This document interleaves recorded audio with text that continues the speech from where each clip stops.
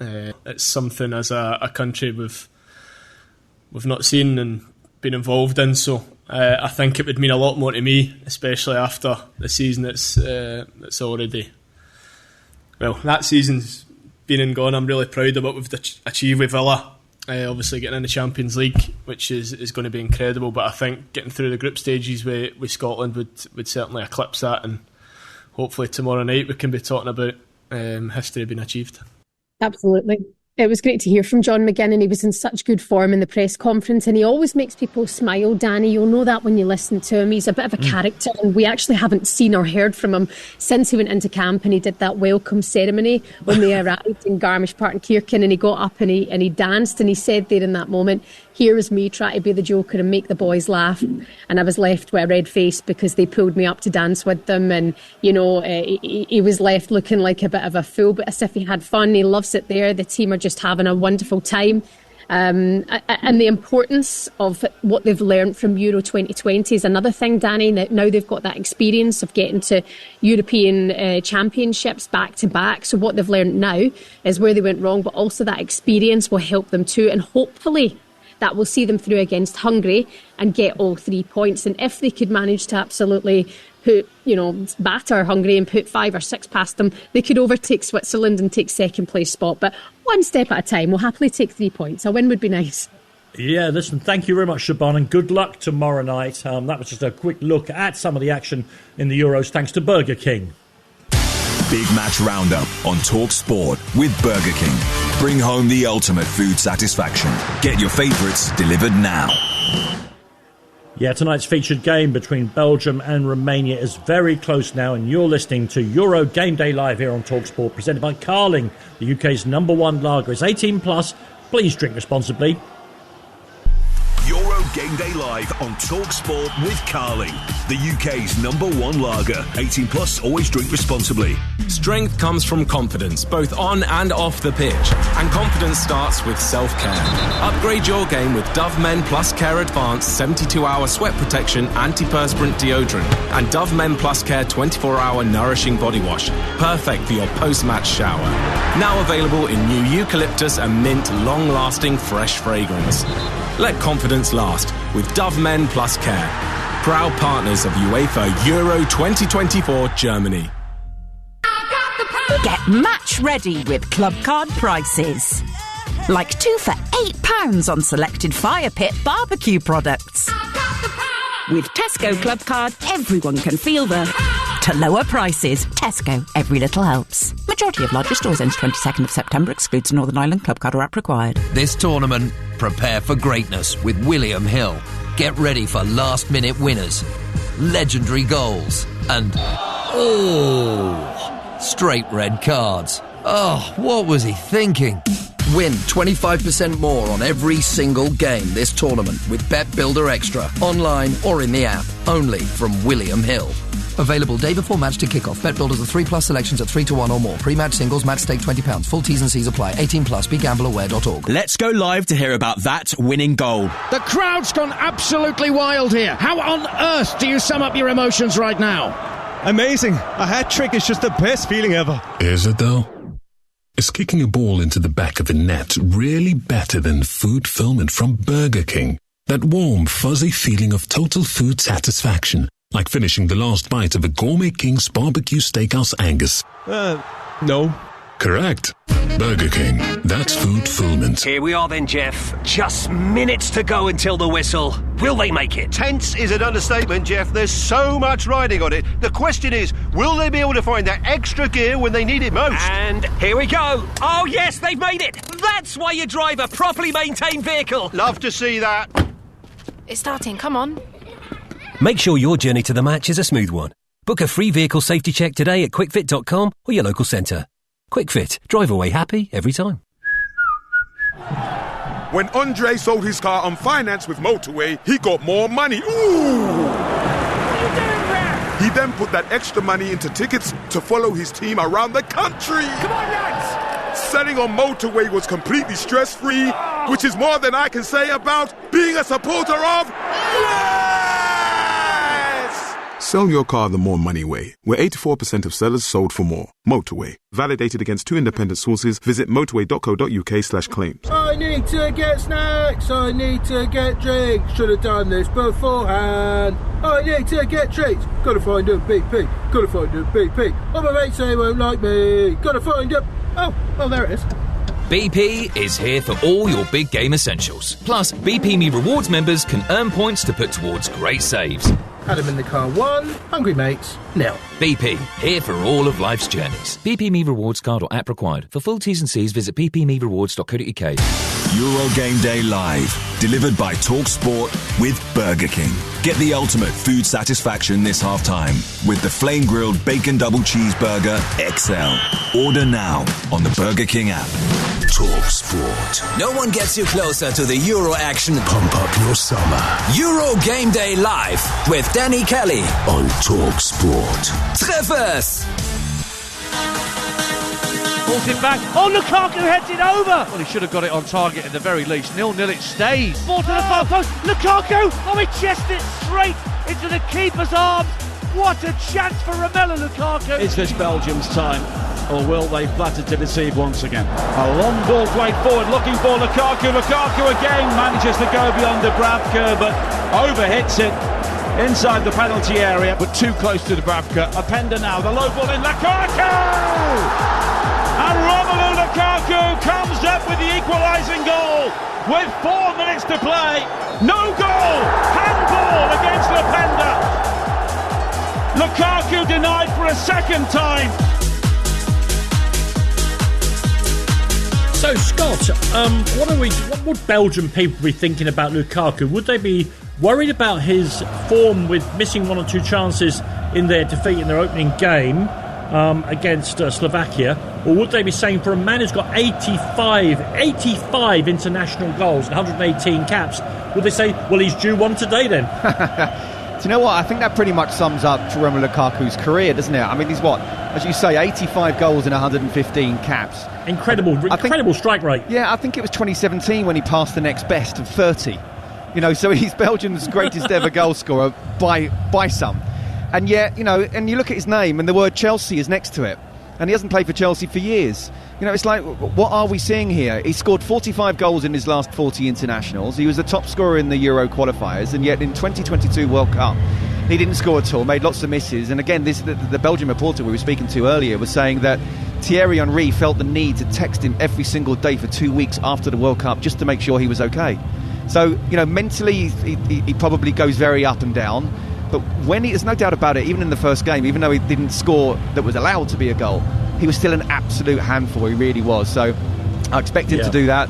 Do I know whether he's going to score a hat-trick today? He might do. Do I know if he's not going to score at all? He might do. He's one of those players you just got no idea, but you have to have him on the pitch.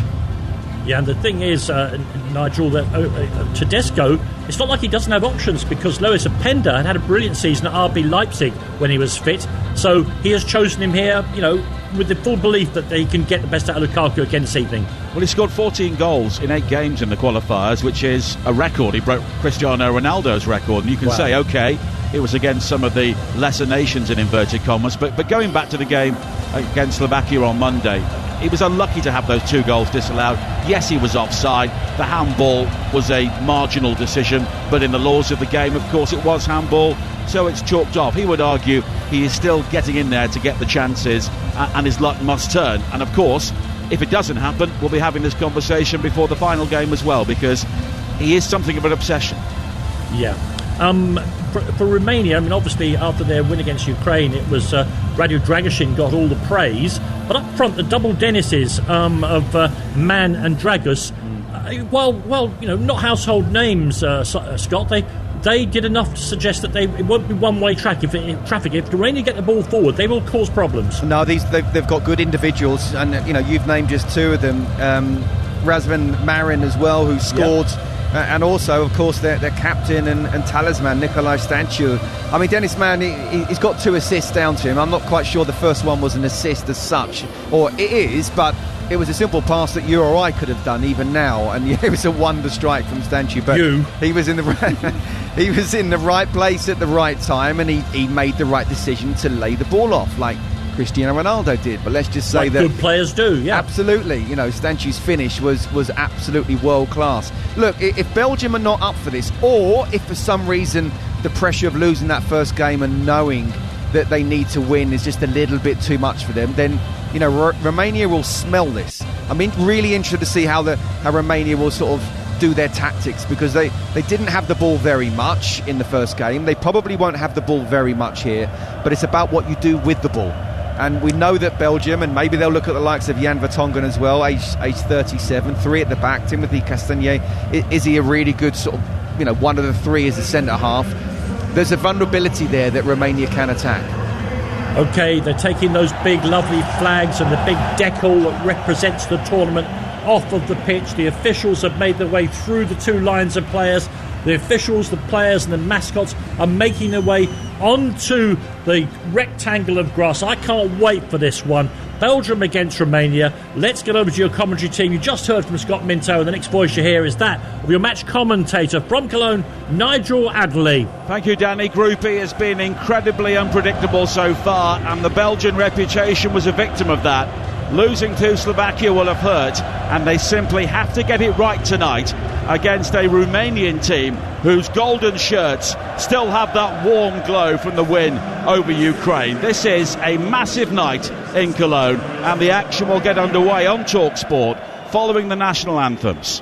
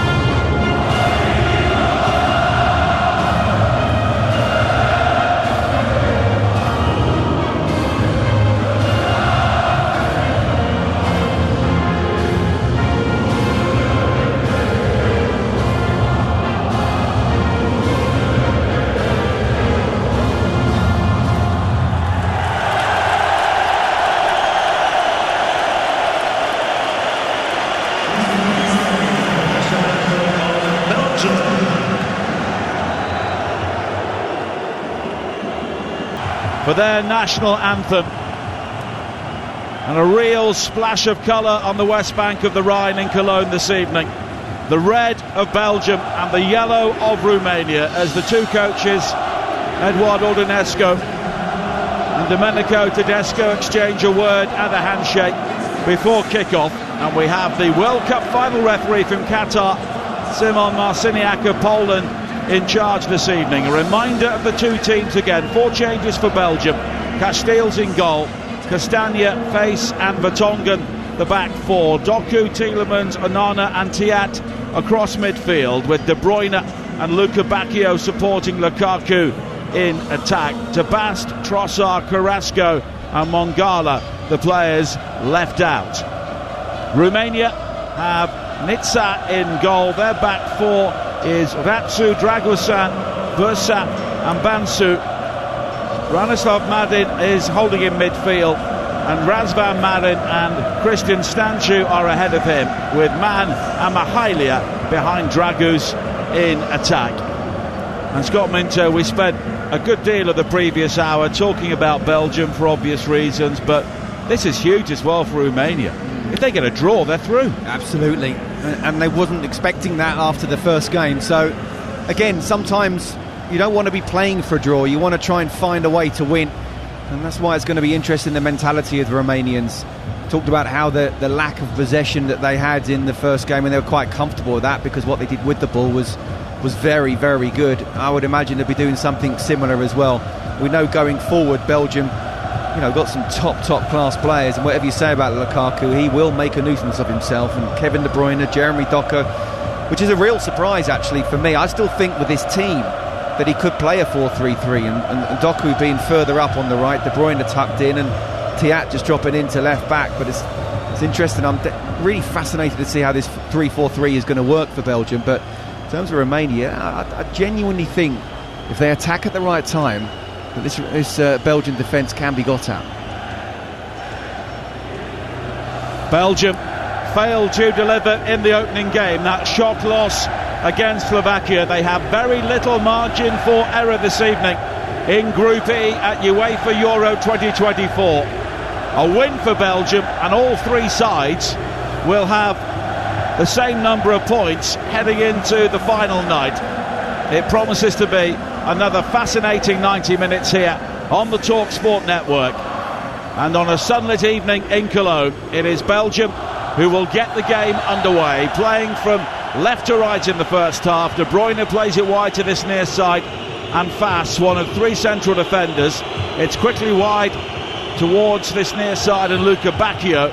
He, though, is challenged by three Romanians, really showing their intent right from the start of this game. And it will be a free kick in the end for Belgium, taken by Castagna.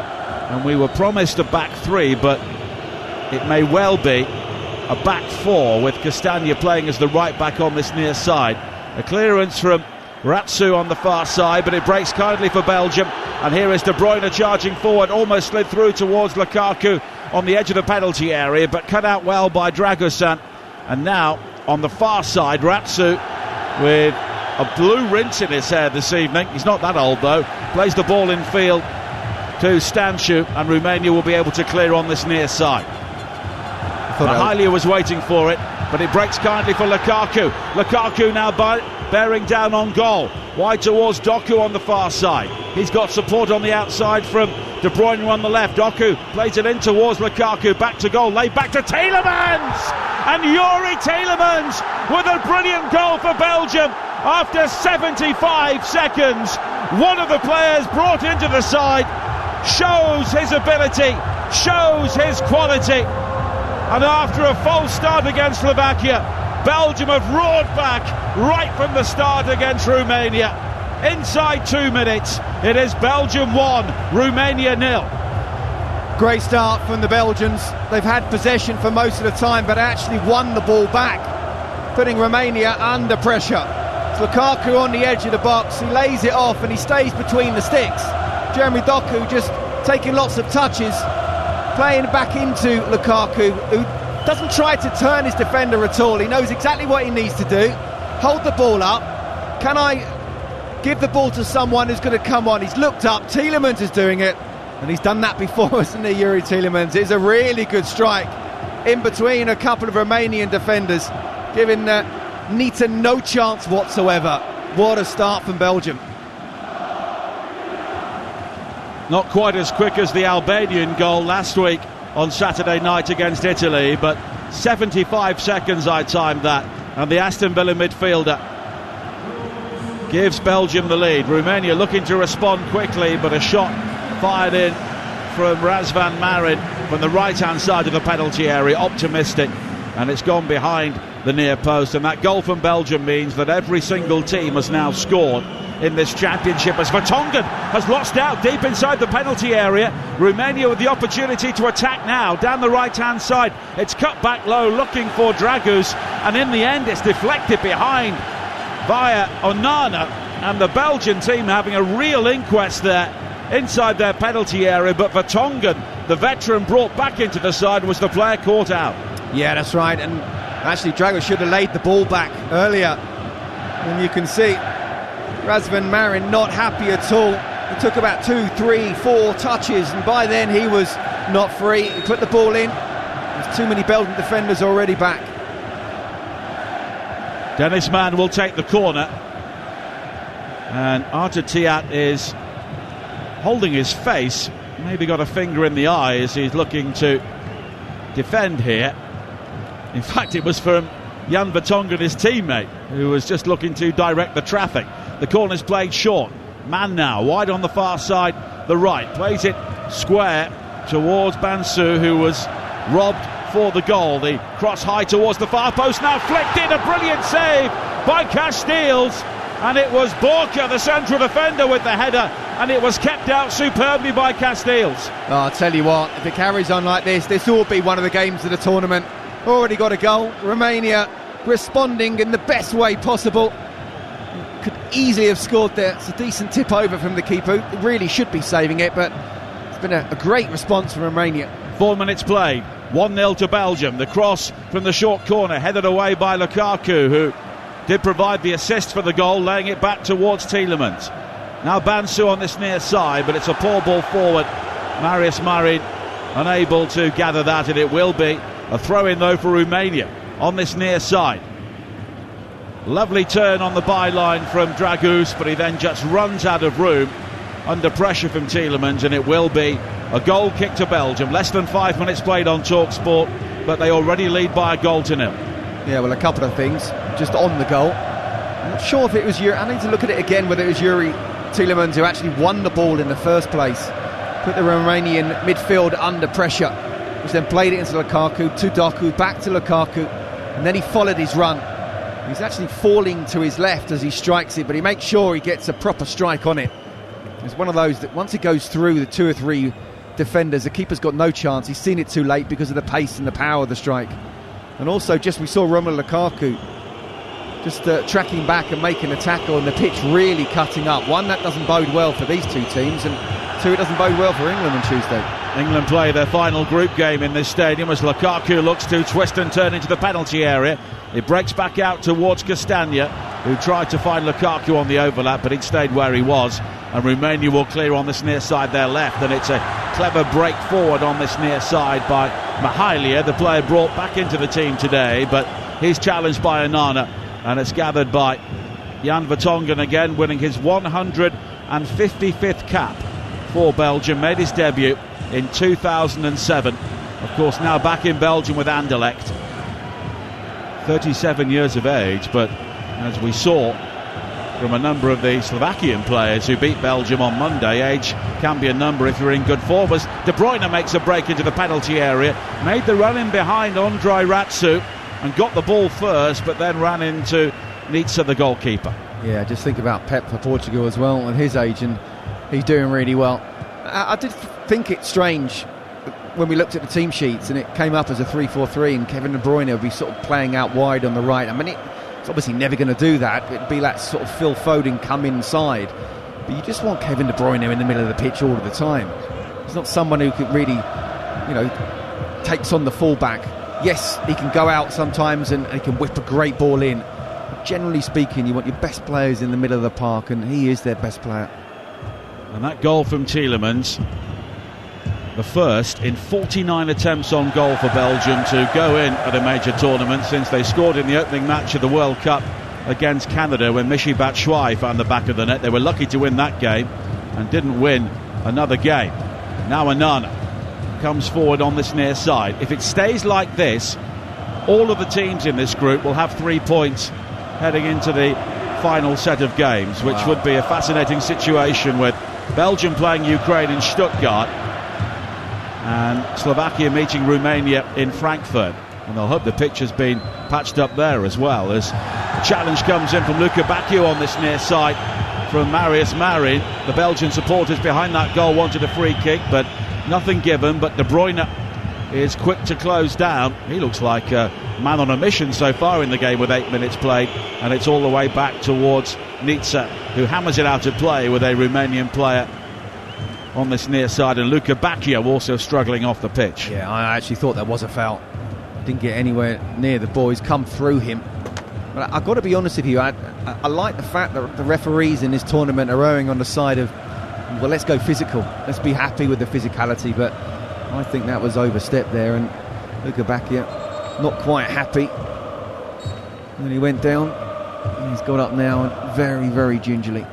Goal has been timed at 73 seconds, which is the third quickest in Euros history, and of course the quickest from Nedim Barami for Albania against Italy last week at 23 seconds. And it's yet another early goal in this tournament, and it's rare that a game goes by without one.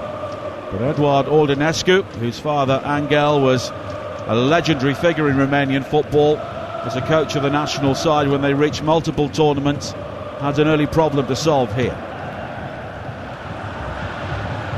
As Belgium try and come forward again with Castagna, who is playing as the right back, with Fas and Vertonghen inside, and Tiat playing as we thought he would, as a fullback on the left-hand side. That makes more sense. Again, we've talked about England, haven't we, with square pegs, square holes. Just felt that it didn't quite look right, the 3-4-3. This certainly suits better, and Kevin De Bruyne playing just in behind Lukaku and Luka Bacchio as well. He looks very comfortable, and as you say, really up for this one. Eduard Organescu's father, Angel, took Romania to the quarter-finals of the World Cup in the USA back in 1994, which was the last time these two sides met in the qualification for that. Both teams won their home games and both qualified, although Romania had to win against Wales in Cardiff to eventually win the group in their final game and deny Wales a place at the World Cup. What turned out to be an infamous night for Welsh football for all sorts of reasons, as Fas comes forward now for Belgium on this near side. Infield to Everton's Onana. Of course, the Belgian team is more than sprinkled with English-based players, as another one, Doku, finds his Manchester City teammate De Bruyne on the edge of the penalty area, but Romania win it back. Ratsu with the blue hair on the far side, but it's a poor ball forward which rather sells Dragu short, and the goal scorer Tielemans plays it wide to the far side, and Doku again, whose early error gifted the victory to Slovakia in the opening game, but he comes in field here, back towards Tielemans, who lets fly again. It takes a deflection. The clearance from a Romanian player, Mihalia, on this near side, goes straight up in the air before it's eventually headed away by Dragusan. But Belgium are looking good with 11 minutes played on TalkSport, leading Romania by a 1-0. Absolutely, and you talked about Kevin De Bruyne. I tell you what, Jeremy Doku's looking very, very sharp on that left-hand side, and I can say from a fullback's point of view, if you've got a winger up against you and you know that he can go both the outside and inside, it makes it really, really difficult. Very right-footed, of course, but he is happy to go both ways. Now Tielemans slipped into the area looking for Lukaku, who looks at Tielemans and tells him exactly where he wanted the ball, which wasn't there because Romania cleared the ball away. But Belgium have a throw-in. But if you've just joined us on TalkSport, Romania close to an equaliser straight after the goal. Andrei Borka's header was tipped over by Cohen Casteels. Now Tiat, a high ball towards this near side, looking for Luka Bacchio, headed away by Mihalia, but now Castagna has wriggled away from the challenge of Bansu. High cross to the far post, and the goalkeeper Nitsa had lost it. Nodded away though by Dragusan of Tottenham. But here is Doku again, back towards Tiat. Onana, square to Tielemans, 30 yards from the Romanian goal. Wide towards Luka Bacchio again, who will try and attack Mihalia. And Luka Bacchio has gone beyond him, infield towards Castagna, who pokes it towards the general area of Lukaku, but it's cleared away by Marius Marin, and it will be a throw-in to Belgium on the halfway line. Well, the two wide players for Belgium are really putting the fullbacks of Romania under pressure. Luka Bacchio is playing on the right, very left-footed. We know that Jeremy Doku is very right-footed, playing on the left, but very, very attacking. Doku slipped in towards Lukaku, who outmuscles his challenge and fires in the shot, which is deflected wide. It was very well defended again, but the Romanian defender Borka just bounced off Lukaku there, but by the time he turned to get the shot in, it was blocked with a desperate challenge on the edge of the 6-yard penalty area from Dragusan, and it bobbles behind for a corner. Brilliant play from Doku, even better centre-forward play from Romelu Lukaku, using his strength, turned, didn't quite get the proper shot off, but Dragusan, brilliant, stopped the 2-0. Lukaku looking to attack the corner kick here from De Bruyne, but it's beyond him and also beyond Vertonghen at the far post, and it will be a goal kick for Romania, who trail here by a 0-0. They came into this match with 7 clean sheets in 10 games, but within 75 seconds they found themselves a goal down. but within 2 minutes they could have been level as well. It's been that sort of game so far in Cologne. Well, it has, but I think apart from that one chance of Romania, Belgium have been excellent. We wondered how they'd react, how they'd feel the pressure of what happened after match day 1 and that big defeat to Slovakia. I say big, obviously only 1-0, but massive in terms of the shock that went around the Euros. They had to respond, and this has been the perfect response. Early today on TalkSport in Group F, it finished Czechia 1, Georgia 1, as Luka Bacchio comes forward now for Belgium, cutting in field from the right-hand side, but he's been penalised. A challenge comes in on the edge of the penalty area, and the Romanian has gone down, and it's Maris Marin, and it will be a free kick. And Luka Bacchio just trod on Marin, but I think it was accidental, but a free kick's been given right on the edge of the penalty area. Yeah, I'm sorry, it's not foul. Yes, there's contact has been made, but he's just running naturally and accidentally put his foot on Marin's toes, really. He's bought that one. So 1-1 between the Czechs and the Georgians, although Georgia missed a great opportunity with the final kick of the game to win it. And then just before this game, Portugal winning the group, beating Turkey 3-0, but Georgia must now play Portugal in the final game on Wednesday. But maybe the bigger game is Czechia against Turkey, because that could prove to be winner takes all, although a draw would be enough for the Turks. But Georgia, of course, realistically would need to beat Portugal, but the chances are it could be a much changed Portuguese team, although with their depth it doesn't mean they won't be any good. No, that's true. You're just sort of thinking, yeah, will it be, might rest a few. I think after France they've got the strongest squad in the Euros. And we have so many big games coming up, notably tomorrow night, Scotland against Hungary from Stuttgart, 8 o'clock on TalkSport. Adrian Durham and Darren Bent will be starting our build-up from 4 o'clock before Hugh Wozencroft, Joe Shannon and Chris Owalamo bring you the commentary from inside the stadium. And over on TalkSport 2, it will be Switzerland against Germany. The Germans, of course, already through. Kevin Hatchard and Alvin Martin will be bringing you that game over on TalkSport 2. Big game coming up on Monday night on TalkSport as well. Croatia against Italy. Both teams could face elimination if things go a certain way. And then England in action on Tuesday. And you can hear their game on TalkSport. All these final group games are double headers. And if the game is not on TalkSport, it will be on TalkSport 2. As Onana comes forward now with 17 minutes played. Belgium leading by a goal to nil. Wide to the right-hand side, and Luka Bacchio slid into the goal scorer Tielemans, who looks to fire in the cross towards the near post. It's blocked by a lunging Marin, but the cross in second time around is headed clear initially by Dragusan, and then it's lofted back into the penalty area by Onana, and it's claimed by Florin Nitsa. Yeah, I mean, after that first goal, Romania responded really well with a couple of attempts at goal, and one of them very nearly scored. But since then, probably about the third or fourth minute, I have to say Belgium have been superb. They really have. Dominating possession, dominating the territory.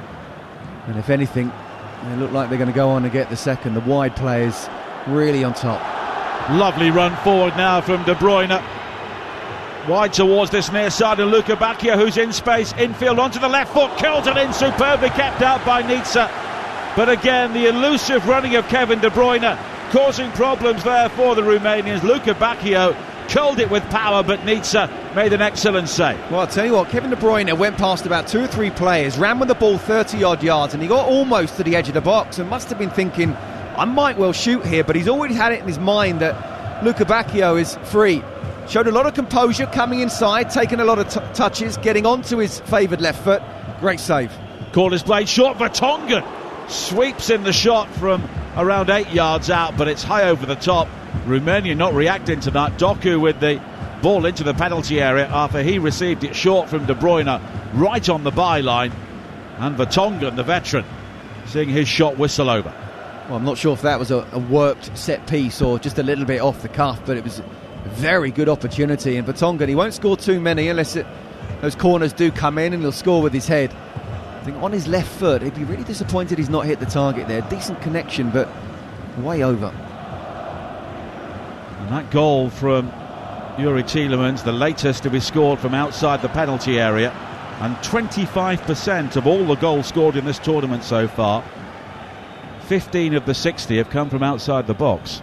And you compare what happened in Euro 2020, 19 goals out of the 142 scored, which is around 13%. So people determined to have a pop, and maybe people are defending a bit deeper. I don't think people quite realise that the high percentage of goals that generally just come from the box and not from outside. So that's really high. I know these balls are very light, aren't they? So I think the coaches have been, and they've been practicing the players. Look, if you get a chance to goal 25 yards out, have a pop, it will move. I think we've seen that. Tielemans now fouling Razvan Marin, and it's a foul for Romania, or rather a free kick for Romania, with 20 minutes played on TalkSport. Belgium leading by a goal to nil, but it's wide on the right-hand side. And as we saw in the game against Ukraine, Romania do have a couple of very good technicians over a dead ball. Razvan Marin and Denis Mann are over this. And it's Marin who plays it high to the far post, looking for Dragusan. Good leap, though, from about face, and it will bounce behind. And in front of all those Romanian fans behind that goal away to the left-hand side, it is a corner kick which their captain Nicolae Stanciu will take. Dragusan and Borsa have stayed forward. It's played short by Stanciu towards Denis Mann on the edge of the penalty area, robbed though by Lukaku, but it falls kindly for Mahalia. Shot on the turn though from around 20 yards out, right-footed, high over the top. I'll tell you what, that was half a chance as well. We got a little bit lucky getting into that position. It was a short corner. It fell to him 20 yards out. Belgian players weren't that close to him. And yes, if it had taken a touch, that would have been too late. You had to take it first time, but again, another one, a bit like Vertonghen earlier. Got to hit the target. And you're listening to Euro Game Day live on TalkSport, presented by Carling, the UK's #1 lager, 18 plus. Please drink responsibly. Lukaku chasing another high ball forward, which is nodded clear by Borka. And now pinged wide to this near side, looking for Dragus for Romania, but then Luka Bacchio has been bowled over by Bansu, and it will be a free kick for Belgium. This the only group at the Euros with two teams ranked outside the world's top 40. And of course Romania and Slovakia both won their opening games, but maybe normal service now being resumed, with Ukraine coming from behind to beat Slovakia yesterday with the late goal from Roman Yaremchuk, and Belgium currently leading Romania here. Yeah, as I say, Belgium have been superb. They really have. And the wide players are getting in every single time. Now Doku looking to attack, wriggles away from the challenge, pulls it back to Lukaku, but his first touch was just a bit heavy. But Onana finding De Bruyne, and now Doku on the left corner with the penalty area, in towards Lukaku again, back towards Doku, who tries to bundle his way through, but Ratsu somehow about 3 yards out manages to rob Doku and clear the ball away. Now Mahalia losing out on the far side to Vertonghen, and here is De Bruyne, and I was about to say the Romanians can't get near him, but now they can, but that's only because Denis Dragus hacks him down, and it will be a free kick wide on the far side, the Belgian left. But they have to at the moment. They can't get close to them. Have to try and find a way to stop the stem of this tide. And Jeremy Doku really fancies it tonight. Look, Lukaku now looking to fasten onto a crossing from De Bruyne down the left, but it's blocked at the near post by Marin, and it will be another corner for Belgium here. 23 minutes played on Euro Game Day live on TalkSport, leading Romania by a goal to nil. Youri Tielemans, the goal scorer, in the second minute. De Bruyne will take the corner kick, his dark red shirt already drenched in sweat. Clipped in towards the near post and claimed well by Nitsa, under pressure from Boutfats under the crossbar. And he quickly bowls it out towards this near side, and Bansu down the line looking for Mahalia, and Tielemans lunges in with a challenge, but is lost out. Mahalia coming forward now, fires in the shot, it's blocked. Mahalia stumbles into the penalty area, goes down. Luka Bacchio tries to win it back. Dragus inside the area, and then the foul is made by Denis Mann on Luka Bacchio. and there are bodies all over the place inside the penalty area. It's a free kick for Belgium, but that was an opportunity on the counter-attack for Romania. It was. Initially it was a mistake from Youri Tielemans. He thought he had it. I don't know if again the pitch has anything to do with it. It's gone through his legs. Mihaila's cut inside, he's had a shot. There's a couple of defenders who are on the ground. He's then fallen down. So too then is Luka Bacchio. Keystone Cops for a moment. Then he's fallen. Dennis Mann, he's just dragged him a little bit. There's no doubt about it. Luka Bacchio's made more than perhaps what it was. But why not when you're down there in the box? He's done well to help out his team there. The earlier challenge on Mihaila was an interesting one as well. It was right on the edge of the area. He's now receiving some treatment. I'm not just wondering whether he stumbled, though, as he tried to make his way into the area. Well, again, I think there was 3 or 4 players that did stumble, so we'd have to have another look at that. We'll have to wait and see. I don't know if VAR will get involved, but we also saw Luka Bacchio, and it was a complete accident, just tread on his hand, Mihaila. But at least we're seeing Romania trying to get into Belgium's half. As I say, after that initial kind of response, really struggled to deal with Belgium. And the wide players are loving this. Belgium with 65% possession so far, 6 attempts on goal. Although Romania have had 4, and they beat Ukraine 3-0 with 29% possession on Monday. They won't mind not having the ball, and they'd probably expect it to be even less against a side full of quality individuals like Belgium. But I just think Belgium look like they're going to score 2. If they get 2, I think they could easily score 3 or 4. Now Anana lofts it wide to the far side, and Doku. The ever-present De Bruyne in support, but Doku looks to head towards the byline, but the route to goal is just cut off by Ratsu. But here is Anana again. And this is the Belgium we thought we would see coming into these championships. Of course, they still have members of the golden generation, but there are a number of young, new, exciting players on show. And here is Wout Faes. Finding Tielemans again. He scored his 8th international goal on the occasion of his 69th appearance in the 2nd minute here. Now Anana back towards Faes, and Belgium just try and take the sting out of the game. A reminder, if it stays like this, all 4 teams will be level on points heading into the final game. Faes finding Tielemans, and now it's wide towards Castagna. The low cross in is blocked initially at the near post by Marius Marin, although he almost lost his footing, and the pitch noticeably is cutting up on this near side. There has been plenty of rain around Cologne over the last couple of days. It's been a warm, sunny day, but the pitch, of course, is clearly showing signs of wear and tear, because there are a number of games being played on these surfaces in a relatively short space of time. The Swiss met both Hungary and Scotland here. This is where Scotland got their draw the other night. England, of course, will play here on Tuesday, and there will also be a game from the round of 16. So there do appear to be 1 or 2 issues to sort out. Well, I think England will be worried looking at this pitch. I thought it was shocking the other night. Not an excuse for how they played, but really, really poor. And it's not cutting up as badly as that, but it's not great, and there are tufts of grass all over the pitch at the moment. Free kick for Belgium, midway inside the Romanian half. De Bruyne and Luka Bacchio are over it. Now Faes is forward once again, along with Vertonghen on the far side. De Bruyne flights it high towards the far post, but before the ball even reaches the penalty area, a free kick's been given for pushing, with Radu Dragosan, the player who went down, fouled by Wout Faes. Well, I think it was clever defending in the end, because he did get Youri Tielemans held him off, just stood there. Dragosan went down. I'm sure if he was trying to get a last-minute equaliser, then he probably wouldn't have done that. But clever play from the defender. The winner of this group will play a third-place team. The runner-up will play the runner-up in Group D, which could be the Netherlands or the French, which would be possibly one to avoid. Or the Austrians. Or the Austrians, of course. Let's not rule them out. They've got a big game coming up in their final match. And the third place team will play the winner of Group C, potentially, which could be England, or Group B.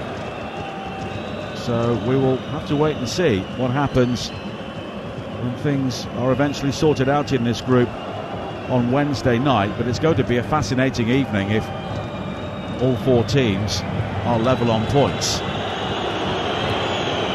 Belgium playing Ukraine, and then both Slovakia and Romania may have targeted that game against the other lower ranked team, but it could be a team they may have to beat to go through. As Doku comes forward now into the penalty area again, but it's good defending from Ratsu just to get a toe in and send the ball behind for a Belgian corner with nearly half an hour play. It's really good defending, because once Doku gets in the box, he's got to be so careful not to make a challenge. He comes inside, then back outside. I actually think there was a little bit of a bobble with the pitch, which helped Ratsu out, which meant that Doku wasn't quite able to get a clean touch. But I'll tell you what, the two fullbacks for Romania know they're in a game this evening. Corner kick on the far side. De Bruyne lays it back towards Luca Bacchio. Quickly infield to Doku, left-hand side of the penalty area. Hits the byline, fires in the shot, which is beaten away by Nitsa. And then it's smuggled behind for another corner. But yet again, Belgium looking razor sharp around the penalty area. I mean, even just quick free kicks, quick corners, Romania don't seem to be able to handle them again once Doku gets in the box. So difficult to mark. They've got to double up. They can't just leave just one man to try and stop him, because I don't think one man can. De Bruyne with the corner kick, fisted clear at the near post by Nitsa. Recovered by Tielemans. Midway inside the Romanian half on this near side, but under pressure from Dragus, who goes all the way back to Castagna and further back to Cohen Casteels, who played in Germany with Wolfsburg last season, but will be moving to Saudi Arabia to play for Al Qadsiya, one of the promoted teams next season. Now Dragusa on the far side for Romania, but the yellow shirts have had to do plenty of chasing in the first half here. But it's still only 1-0 with 31 minutes played here on Talk Sport. But here is Luca Bacchio looking to change that for Belgium on this near side. He now has 3 yellow shirts around him. There were appeals for handball as it reared up, but Marciniak, the referee, says it was the shoulder, and play continues. Well, I said double up, they tripled up there, didn't they? Well, they're learning eventually. Here is Fasto fighting Tielemans, who tries to play it down the line back towards Fas, who could be caught out of his position here, but De Bruyne again working so hard to ride a couple of challenges. Here is Luca Bacchio on the edge of the penalty area. Lukaku tries to play it back towards Luca Bacchio, but Romania will sweep the ball clear. Now Tiat under pressure from Dragus on the centre circle, but he's done well to find Tielemans. 13 minutes to play in the first half on TalkSport. Belgium 1, Romania 0. You're listening to Euro Game Day live on TalkSport, presented by Burger King. Bring home the ultimate food satisfaction. Get your favourites delivered now. Tiat all the way back to Casteels, who has had long spells as a spectator in the first half. Now Tielemans. Roman Vertonghen, who is coming today to replace Zino de Bast, who is 17 years his junior. Doku at risk of losing the ball midway inside the Belgium half, but he's done well to recover and find Tielemans now, who can lead the counter-attack. Wide to the right-hand side than Luca Bacchio. Castagna on the overlap, but Luca Bacchio goes for goal, tries to curl it once again.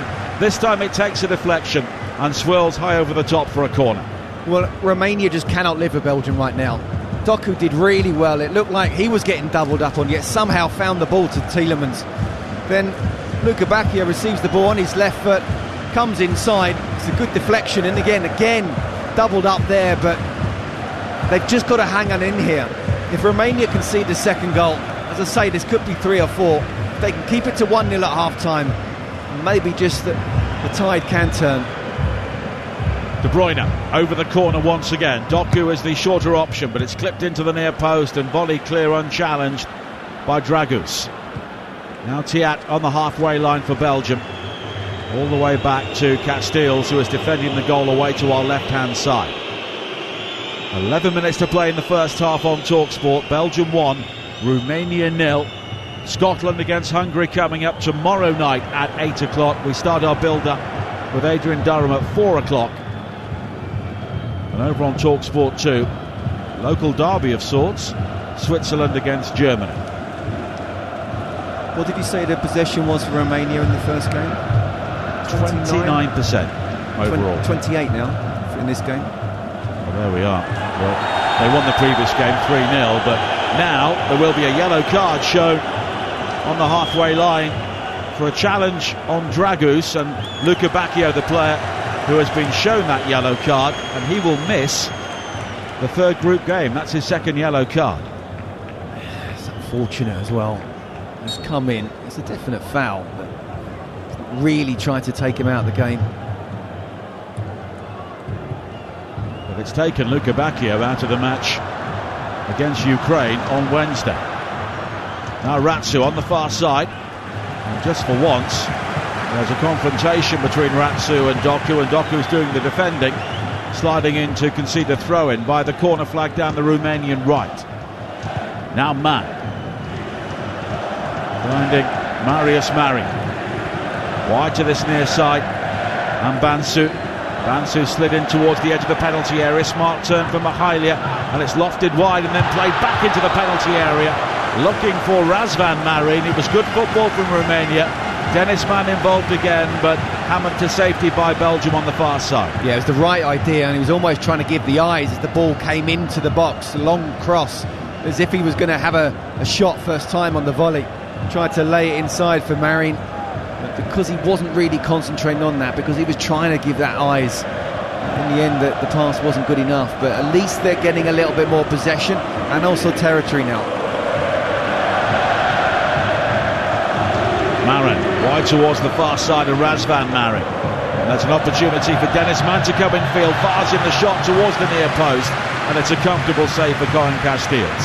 It does look dangerous when he looks a very good player when he's on the ball. The problem for him is trying to get the ball. We talked about the 28% possession, and you're absolutely right to keep bringing up, well, they beat Ukraine 3-0, but this is another level that they're playing tonight. So when they do get the ball, it's not often. They really have to try and do something with it. But again, for me, it's all about don't concede again to half-time.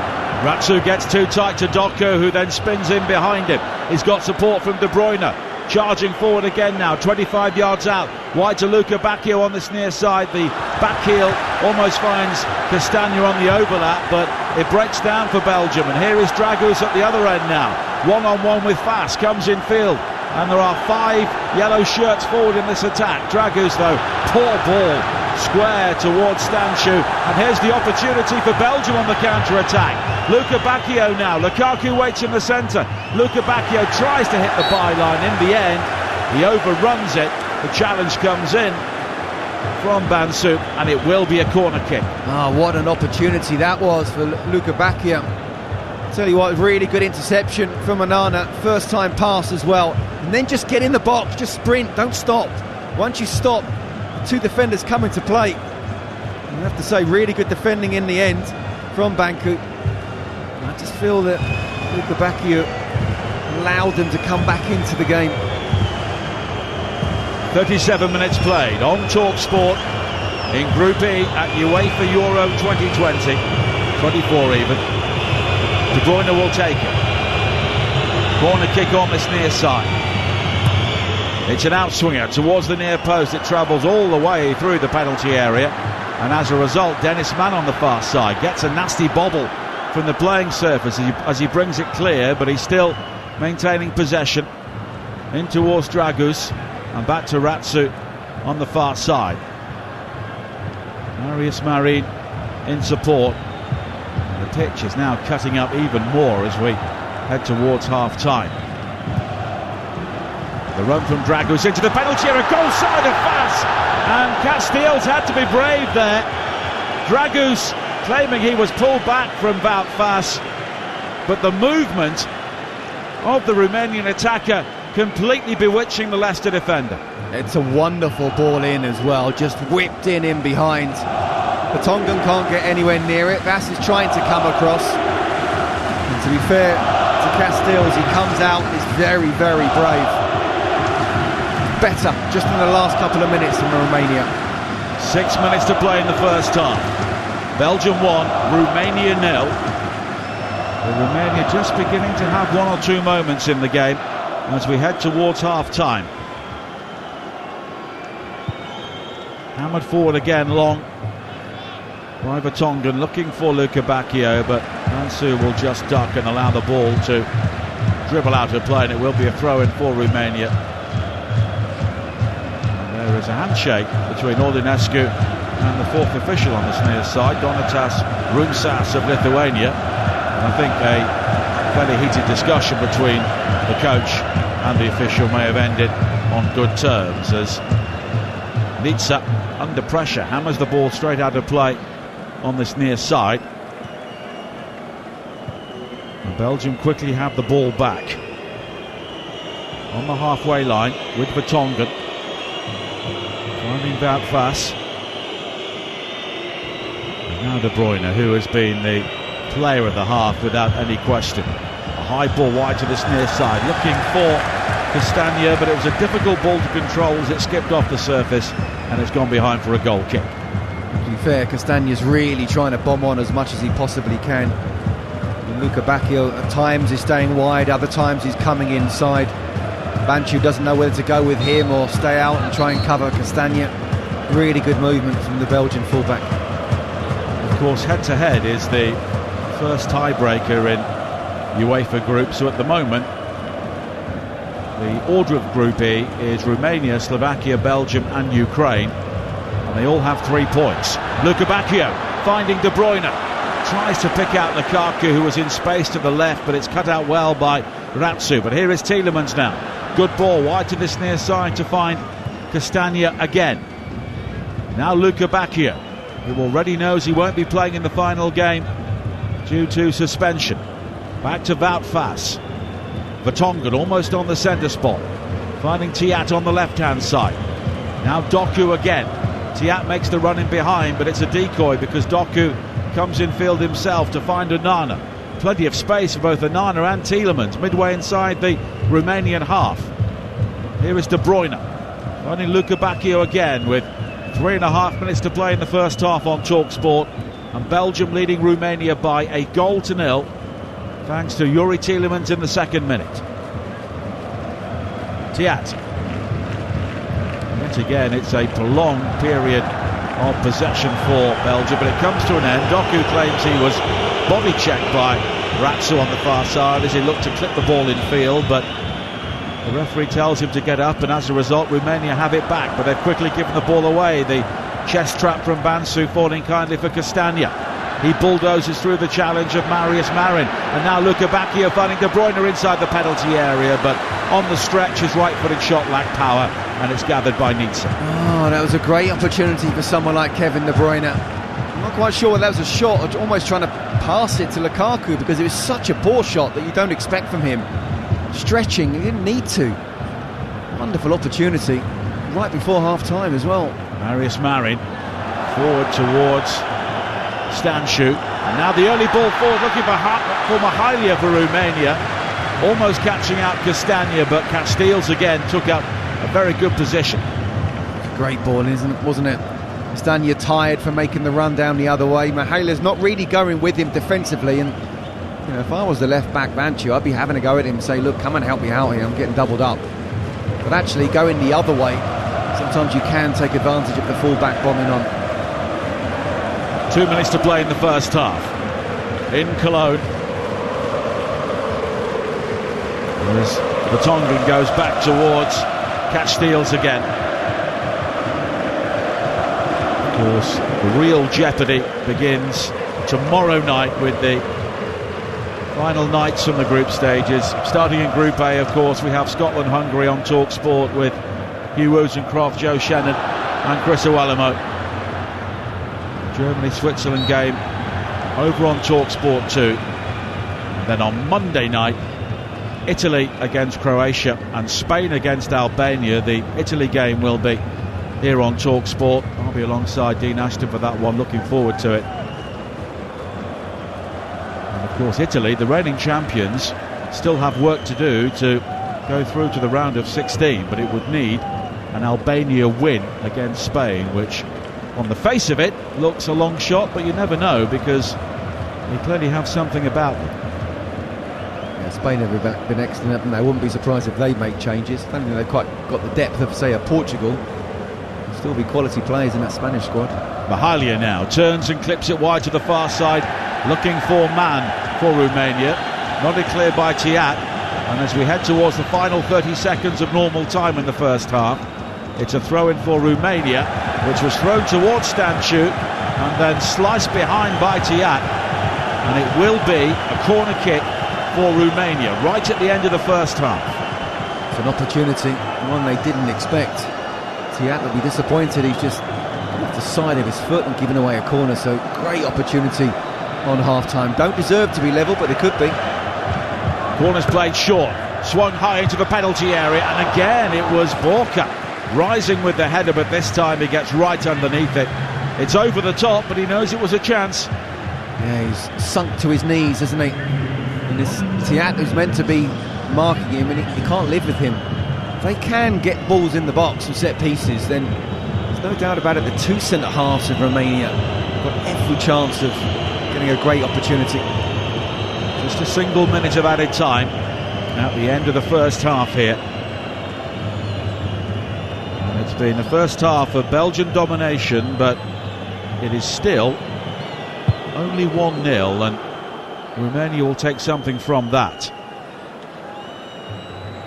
Although it's a long way back for them in the second half. As it's played forward again towards Doku. Back towards Tielemans, who scored the goal in the second minute. About fast finding Vertonghen again, who was caught out once early on, but it didn't prove costly. There goes the half-time whistle. Belgium making the perfect start. Yet another goal from outside the penalty area in this tournament, this time from Yuri Tielemans. They should have had more. Lukaku denied on a couple of occasions. Romania forcing a fine early save from Casteels, the header from Borka, but they've lacked the menace they showed going forward against Ukraine so far. And at half-time, it is Belgium 1, Romania 0. At the moment, all three teams, or all four teams in Group E, will have 3 points heading into the final round. Thank you very, very much indeed for that, Nigel. And as Nigel says there, this group is proving to be very, very tight now. An extraordinary first half, really, in that a team that had won 3-0 in their first game hardly got a sniff. Why don't we take a look at all of that first half happenings now with Carling. Half-time highlights on TalkSport with Carling, the UK's #1 lager. 18 plus, always drink responsibly. Yes, Scott Minto's been watching the game there, as you've been hearing with Nigel. And Scott, I mean, it's a cliche to say that goals change games, but the goal they got early on has allowed Belgium, with their change of system and their change of personnel, to do virtually everything I'm sure that the manager would have wanted. They've looked terrific, really. Well, absolutely, Danny. As Nigel was saying, not quite the goal of 23 seconds of Albania, but if you start after 73 seconds, it's almost like starting 1-0 up, isn't it? But what it does, it gives you that confidence, and any nerves you might have had coming into that match and at the very start of it, it kind of takes them away. And look, to be fair to Romania, the next few minutes after that, they really came back at Belgium and nearly scored themselves. But I have to say, I've been very impressed with this Belgium side in the first half, and it's difficult to judge against Romania. Okay, they won their first game, but we weren't expecting that. But all I can say is the team that's in front of them, I think Belgium have absolutely dominated. It's got 68% possession. I'm surprised it's only 3 shots on goal to 2, because Kevin De Bruyne has had a really good chance. Lukaku's had chances. Luka Bacchio's had a couple, maybe even 3 chances to come inside on his left foot, has been deflected. So I think the 2 wide players plus De Bruyne have been superb, and Romania quite simply haven't been able to handle them. And fair play to them for keeping it a 1-0. I think that's the positive I can come out with on their behalf. Yeah, I mean, before the game, of course, we talked about Romelu Lukaku. It was noticeable that in the first few minutes, both with the goal and even prior to that, they had used him as a wall, if you like, to get the ball from wide back into players coming on from midfield. They'd used him as an old-fashioned target man, and he had really given the 2 Romanian centre-backs something to think about, and it worked. I think you're absolutely spot on, and to say it's a wall and an old-fashioned striker, that's exactly what it was. But boy, has it worked! Whenever the ball's gone up to him, I mean, his defenders bouncing off him, and the goal is a perfect example where he's just literally just said, "You stay there. I'm going to bring the ball down. I'm going to wait just that half a second to see who I can lay it off to." And fair play to Tielemans as well, who followed his run and went in there. It was. He actually did, and I did see a replay in that first half, win the ball. So fair play to Tielemans. He's got back in, followed it. Doku has been superb, and he looks really comfortable on the ball. There's 2 or 3 players around him, but he still finds a way to get the ball to Lukaku, who, as I say, or as you say, is that wall. Is that like, you stay there, I'm going to lay the ball off. And it was a really good strike from Yuri Tielemans. Great start for the Belgians. Yeah, and Doku, as you say, continued to be incredibly important. And after about half an hour, it was a perfectly makeable save, but Florenitsa saved from Doku at the near post. Ball went for a corner, because my fear was, Scott, and the second half could be completely different. Of course, that's how football works. If Belgium had got a second, this game could have got away from Romania really quickly. Totally agree. And if it carries on and they get the second, then it could go to 3 and 4 as well. And you're right to mention Jeremy Doku. He has been superb. He looks like a player really on form. And again, Nigel mentioned about Andre Ratsu just having that sort of blue rinse. He must be feeling like he's Hilda Ogden right now. Honestly, he's got to get help. Both fullbacks need to get help. And when it's a one-on-one situation, Doku especially, but even Luka Bacchio on the other side, are always creating chances. They look really, really lively. And a word, if I may, for a player familiar to us from the Premier League, because they're so on top, Amadou Onana looks like a world beater stroking the ball about in midfield, which isn't his normal job, is it? Absolutely, and do you know what? I'm not sure he's got a bead of sweat on him. He is just coasting. He's just, for him, cruising is the word I'd use. Yeah, he's just positioning himself really well. He's reading situations. He's intercepting rather than having to make tackles, and it's a really polished performance from him. He knows exactly what's happening. He can read the situation. I'll get the ball and I'll give it straight away. If I can look forwards and play forward, I will. If I can get it out wide, because we know the 2 wide players are terrorising their fullbacks, or if I can get the ball up to Lukaku as well, who's got sometimes 2 central defenders bouncing off him. It's a really, really, as I say, polished performance from Onana. Yeah, listen, thank you very much indeed for that. We know which manager has, in some ways, Edward Iordanescu has the easier job. He's got to change something. He's got to make something get better. He knows what they've got to do. The Belgians could have done with a second goal there, but they've been absolutely, I think, brilliant in that first half. We'll see what happens in the second. That was the half-time highlights, thanks to Carling. It's 18+, and please drink responsibly. Half-time highlights on TalkSport with Carling, the UK's #1 lager. 18+, always drink responsibly. Yeah, enjoy this while you can. We're in the last of the 3 games a day phase, and you're listening to Euro Game Day live here on TalkSport, presented by Burger King. Bring home the ultimate food satisfaction. Get your favourites delivered now. Euro Game Day live, delivered by TalkSport with Burger King. Save big with the $4.99 King Box. It's the ultimate match day lineup, featuring a barbecue double melt burger, chili cheese bites, fries, and a drink. When Andre sold his car on finance with Motorway, he got more money. Ooh! He then put that extra money into tickets to follow his team around the country. Come on, lads! Selling on Motorway was completely stress-free, which is more than I can say about being a supporter of... Yes! Sell your car the more money way, where 84% of sellers sold for more. Motorway. Validated against 2 independent sources. Visit motorway.co.uk/claim. This tournament, prepare for greatness with William Hill. Get ready for last-minute winners, legendary goals, and... straight red cards. Oh, what was he thinking? Win 50% more on every Scotland game this tournament with Bet Builder Extra, online or in the app. Only from William Hill. Available day before match to kick-off. Bet Builders are 3+ selections at 3-1 or more. Pre-match singles, match stake £20. Full T's and C's apply. 18+. BeGambleAware.org. Get match ready with Club Card prices. Like 2 for £8 on selected Fire Pit barbecue products. With Tesco Club Card, everyone can feel the to lower prices. Tesco, every little helps. Majority of larger stores ends 22nd of September, excludes Northern Ireland Club Card or app required. I need to get snacks, I need to get drinks. Should have done this beforehand. I need to get treats. Gotta find a BP, gotta find a BP. Oh, my mates say won't like me. Gotta find a... Oh, there it is. BP is here for all your big game essentials. Plus, BP Me Rewards members can earn points to put towards great saves. Adam in the car 1, hungry mates 0. BP, here for all of life's journeys. BP Me Rewards card or app required. For full T's and C's, visit bpmerewards.co.uk. Strength comes from confidence, both on and off the pitch. And confidence starts with self-care. Upgrade your game with Dove Men Plus Care Advanced 72-hour sweat protection antiperspirant deodorant and Dove Men Plus Care 24-hour nourishing body wash.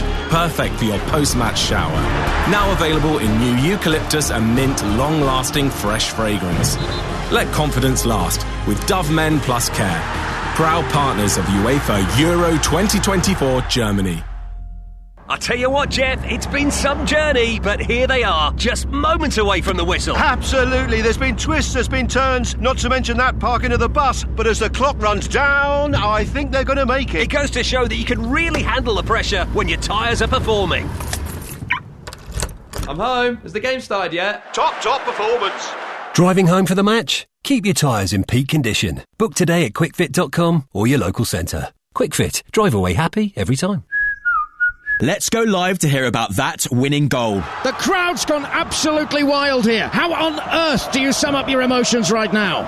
Amazing. A hat-trick is just the best feeling ever. Is it though? Is kicking a ball into the back of the net really better than food fulfillment from Burger King?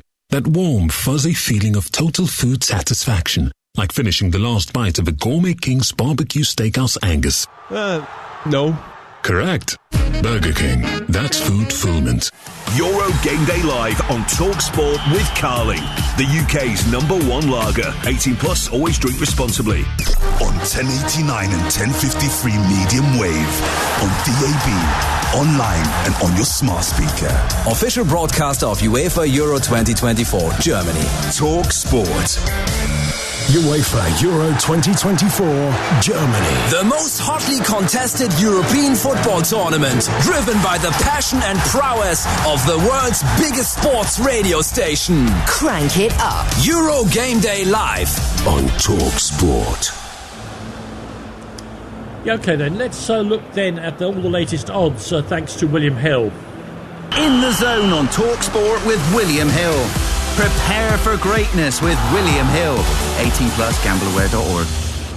Well, obviously, after a first half like that, the odds are all slewed in one direction. You may know better. Belgium, leading 1-0 at half-time. They are 9-1 on to win the game. Romania are 28-1 against winning the game. And the draw is a very juicy 13-2.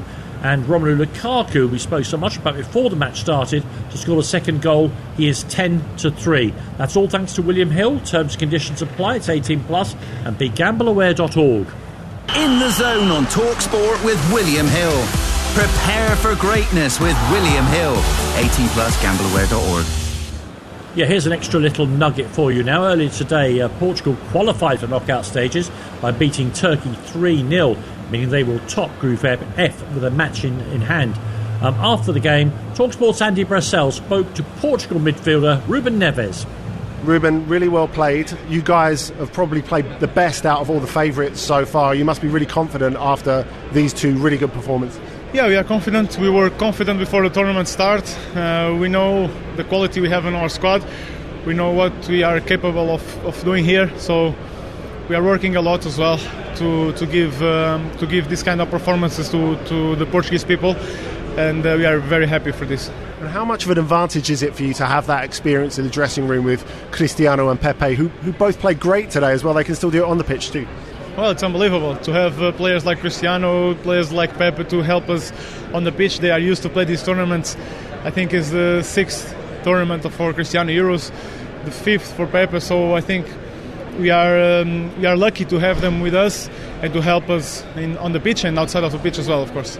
And how is it for you coming back from Saudi Arabia, where you're playing your football now, and getting together with all your old teammates again? Well, it's fantastic. I don't feel any kind of difference between me and the other players. I feel very confident. I feel very well physically as well. So I'm ready to help as I did today. Yeah, Andy Brassel there talking to Ruben Neves. Andy's normally with me on a Sunday night on Trans-Europe Express. Bit of a change this week because Andy's working out in Europe. Harry Groves will be with me, and the first hour of the show at 10 o'clock will be a phone-in after we find out how Scotland get on. So join me tomorrow night at 10 for Trans-Europe Express. Getting back into their seats ready for the second half. I'd like to say our commentary team of Nigel Adderley and Scott Minto. And Scott, I guess... The phrase that gets used now is we have to suffer. To me, the old-fashioned way, sometimes you just have to stick in the match, and Romania really may have to try and stick in the match because I think we're all agreed, and you can never predict these things, we're all agreed, if they concede a second, this game could be over for them. Yeah, couldn't agree more. I think stage one is complete after being completely overrun, and that's just keeping it to 1-0 at half-time. Now stage two is, okay, it might even be, let's see how the second half goes, stay to 1-0 with 20 minutes to go. And then you just never know. It's a strange scoreline, isn't it, 1-0? Even when someone's absolutely dominated the game, something just needs to happen. We talked about that could be dangerous on set pieces. So, yeah, stay in the game, and then you just never know what can happen. But if Belgium do score that second, honestly, this could be 3 or 4. The players have made their way out onto the pitch. One or two of the subs are trudging off. They probably want to be on it, or Belgium, because they're playing so well. Let's get back to our commentary team. You just heard from Scott Minto. Coming up next is your match commentator, Nigel Adderley. Thank you, Danny. Simon Marciniak about to get the second half underway. Romania will kick off in all yellow, a goal down, defending the goal away to our left-hand side. And Belgium in those dark red shirts with black shorts. And the early goal from Yuri Tielemans still dividing the two teams as Tiat clears the ball long downfield for Belgium, and it's quickly returned by Borka. Now Razvan Marin tries to find Bansu. A reminder of the two teams again. Belgium, Casteels in goal. Castagna, Fast, Vertonghen and Tiat their back four, with Tielemans and Onana behind De Bruyne in midfield, with Luka Bacchio, Lukaku and Doku in attack as Dennis Mann comes forward now for Romania, fires in a decent shot with some power.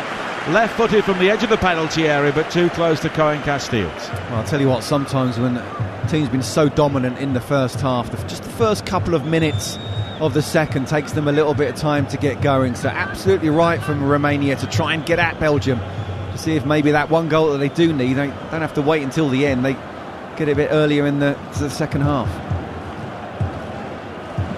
Well, Romania have made a decent start to the second half here as Castagna thinks about chasing a ball back to the byline with Mihaila, then realises it's overhit and it goes behind for a goal kick. There's always the danger though, Nigel, that you could make them angry. If you do get that goal in 1-1, then suddenly Belgium pick up and make it 3-4-1 again. But no, it was a tough first half, especially for the full-backs and the defenders of Romania. I think Belgium, though, will still have some scar tissue mentally from what happened against Slovakia, and if Romania do score, they might start thinking, here we go again, because if they do manage to prize a point from this game, then Belgium will be bottom of the group going into those final games. Well, it becomes a mind game then, doesn't it, if Romania do get that goal? And then it's about the reaction of Belgium. Do you get angry and get back in and make sure you get on the front foot, or are you starting to think, oh my goodness, this is the World Cup over again? Well, the point here for Romania, which seems a long way off at the moment, although it's only 1-0, and realistically they would be going through, and now they're breaking forward with some pace, and it's a great run for Mihaila, right down the centre, fires in the shot left-footed over the top. He was under pressure from Onana, but again, Romania unlocking Belgium right down the centre. And will that 1-0 lead begin to look a bit tenuous? Yeah, Belgium kind of went 1-1, so Romania went long, and there was a little bit of luck involved, but Mihaila made his own luck, showed great pace, really good defending as well from Onana though. He didn't get anything on it. Mihaila knew all along he was on his shoulder. Just as he was about to shoot, Onana dives in, and it's got Tiati just giving him a chest pump and a handshake as well, saying well done, because if he wasn't there, if he was 2 yards further back, Mihaila would have had a lot more time and composure to get that goal and get the equaliser. Valentin Mihaila Palma, one of three players in the Romanian starting lineup who play in the Italian second tier, Serie B. This is not a team, of course, primarily drawn from major clubs. Of course, Radu Dragosan now with Spurs, having moved on from Genoa in January, but players also in places like Saudi Arabia and also closer to home and in the lower reaches of the Turkish league. But they showed their pedigree in the opening game, and they've made a sprightly start to the second half here as they try and come forward again. The flick from Dragus almost releasing Mihalia, but it's cleared away on the far side by Castile. So the Romanian team again is Nitsa in goal, Ratsu, Dragosan, Borka and Bansu the back four, with Marius Marin holding in midfield behind Razvan Marin and Stanchu, with Man and Mihalia supporting Dragus in attack. Here is De Bruyne now at the other end, but it's not in clear on this near side by Marin. Doku will try and win it back. He was excellent at times in the first half, but this time Ratsu will beat him to it, guard it behind with all those Romanian fans banked high behind that goal, and it will be a goal kick. The Cologne Stadium is four sides which are very steeply banked, close to the pitch, holds around 43,000, and as a result it's a very good atmosphere as Belgium try and come forward again on the far side, but Bansu will clear. The touching field though from Dragus doesn't find Stanchu. Here is Anana midway inside the Romanian half. 5 minutes played in the second half on TalkSport. Belgium 1, Romania 0 in Group E. Belgium looking to recover from the shock of losing to Slovakia in their opening game. Anana back towards Tiat, one of four players brought into the side today by Domenico Tedesco, coach who had a good deal of success in Germany, taking Schalke into the Champions League, also had a year at Leipzig more recently. Now Tiat, good ball down the line to find Doku in space down the left-hand side. Lukaku waits inside the penalty area.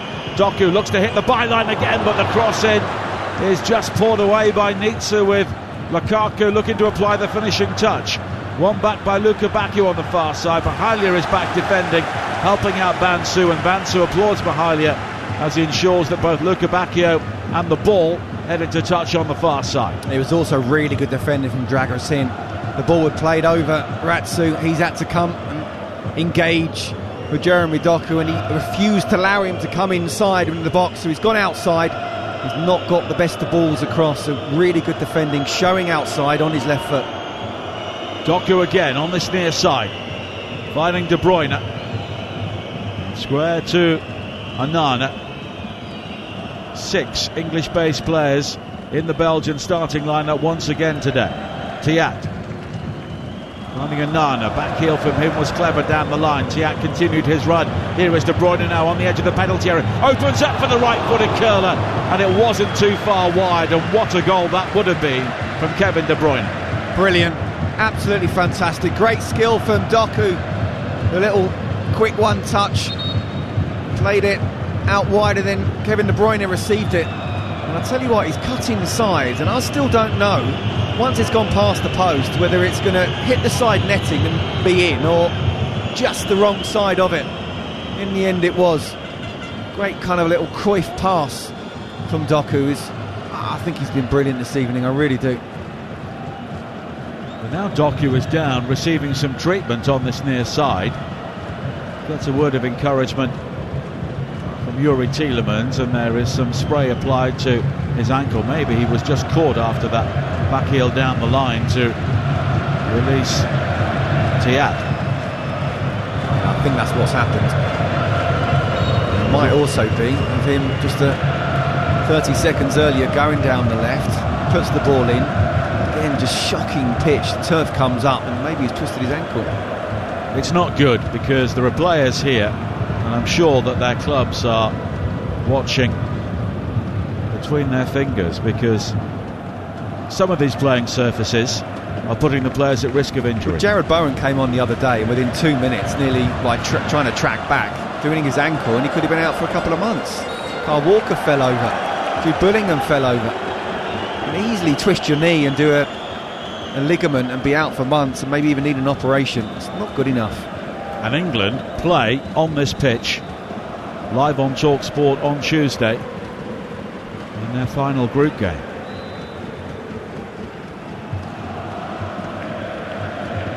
It's Casteels, plays it wide towards Vertonghen on this near side. And of course, we have Scotland against Hungary on TalkSport tomorrow night at 8 o'clock. Adrian Durham and Darren Bent will be starting our coverage.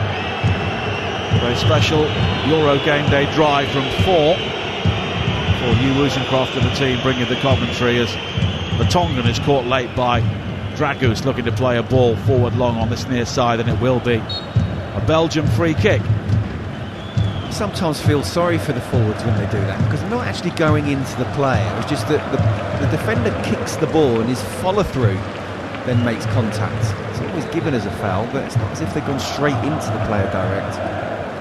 You're told by your coach to close people down. Absolutely.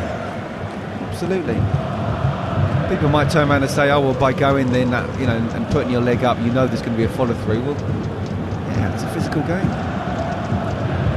Back pass to Nitsa again. Who flights it wide to this near side, but Doku gets there before Ratsu. Here is Lukaku. Now De Bruyne on the edge of the penalty area, turns and fires in the shot, right-footed, and it's a smart save again from Florin Nitsa. That's a great opportunity for him, and Timothy Castagne is just running down the right-hand side, and he would have been free, but Kevin De Bruyne is bang in front of goal, 18 yards out, just inside the box. Difficult for him not to shoot. Though we did see Cristiano Ronaldo in a shooting position and pass the ball earlier, didn't we? Yeah, I thought he was offside. Now Trossard is coming on to replace Dodi Lukebakio for Belgium. Lukebakio will be suspended for the final group game coming up on Wednesday. That's a tricky one for Belgium against Ukraine, who of course got their win yesterday over on TalkSport 2 against Slovakia. And Leandro Trossard, who began the first game, now comes off the bench for the second one. Wearing number 9.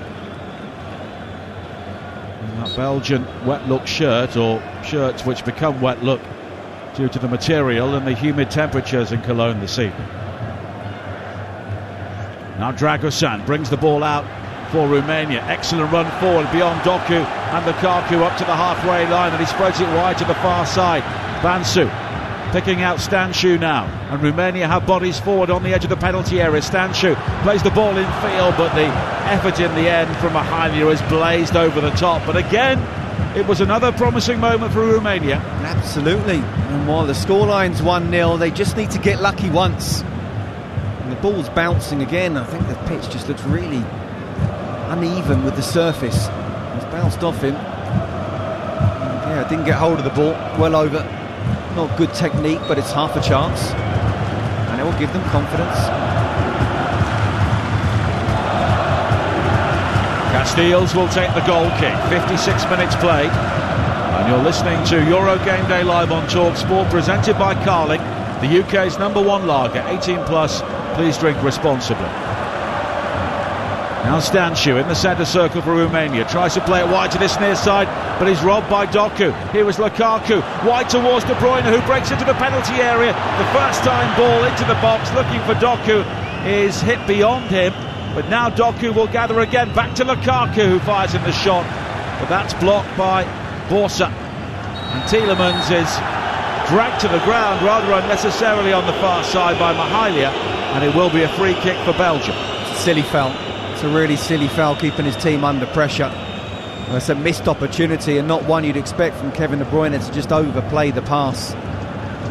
Belgium creating chances, not dominating the game as they were in the first half, but they're still creating chances. Once De Bruyne gets the ball, he tries to play the ball, and he's just overplayed it to Jeremy Doku.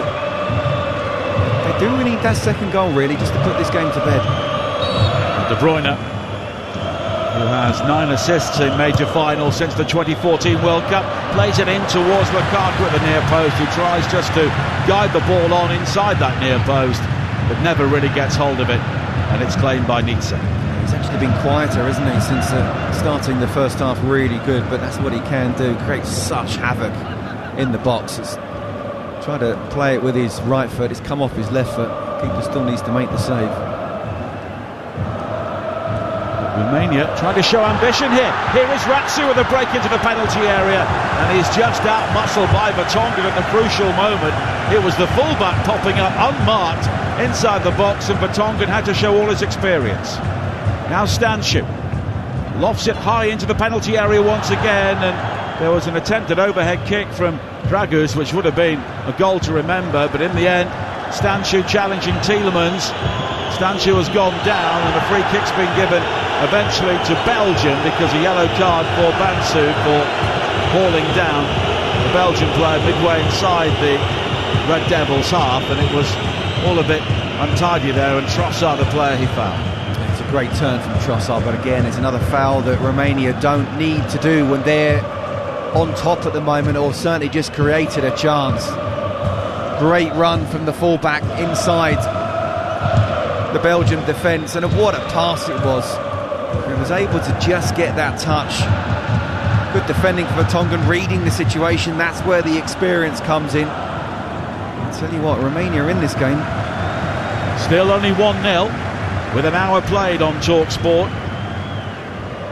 Romania are now beginning to offer a lot more going forward, or maybe that's because Belgium have not quite been the attacking force they were at times in the first half. No, they haven't, but I don't think they've been allowed to be. I think it's because Romania have been on the front foot from the very word go at the start of the second half. You know, in the first half, Belgium were dominating in every facet of the game and getting the ball wide. Now it's played back towards Lukaku inside the area, and I think Nietzsche was going to swoop on that, but Mahalia came across and took control of the situation to hammer the ball into the stands on this near side. Yeah, you know, Belgium are getting the ball wide. The two wingers, should I say, were going at the fullbacks. The midfield haven't really got hold of the ball to get the ball out wide, to get the ball even up to Lukaku. And Romania are not only better in terms of possession, but they're creating chances. Now De Bruyne, I think, was looking for a corner kick on the far side, but Ratsu will just hammer the ball straight up in the air. Tiat will try and keep the ball in play, and in the end he and De Bruyne allow the ball to head out of play. A quickly taken throw in from De Bruyne, looking for Trossard on this near side, the Belgian left. It's all very tight with two Romanian players with him. He finds Doku, who tries to trick his way through. Dragusan eventually manages to make the challenge, and Doku was flagged offside anyway. But it's a really absorbing game, and we've had so many so far in the tournament, but it's in the balance here with Belgium leading 1-0 and the Romanian supporters in great voice away to our left. Yeah, I think absorbing is the right word. It's fascinating. Really, really good game to watch. It's a bit like schoolboy football, isn't it? About 5 or 6 players just in the corner there trying to kick at each other. It's a really good game. Ratsu does well to win it on this near side for Romania, finding Razvan Mare, now wide to the far side, and Bansu. Castagna's clearance rebounds off Bansu. Here is Fass inside the penalty area. Good ball forward though from Tielemans to release De Bruyne. Quickly wide to the left, and Doku at pace. Ratsu backpedaling into the penalty area. Doku comes in field beyond Dragusan, then back on the outside, fires the shot in, but ripples the outside of the netting. Do you know what? That was brilliant defending from... We talked about having to double up. That's exactly what Ragusan did with Ratsu. And once he came inside, Ragusan kind of took over. He was trying to use his strength, but he still, Doku got away, and then Ratsu came back in, and it just meant he was leaning back on his left foot and wasn't able to get a proper strike on it.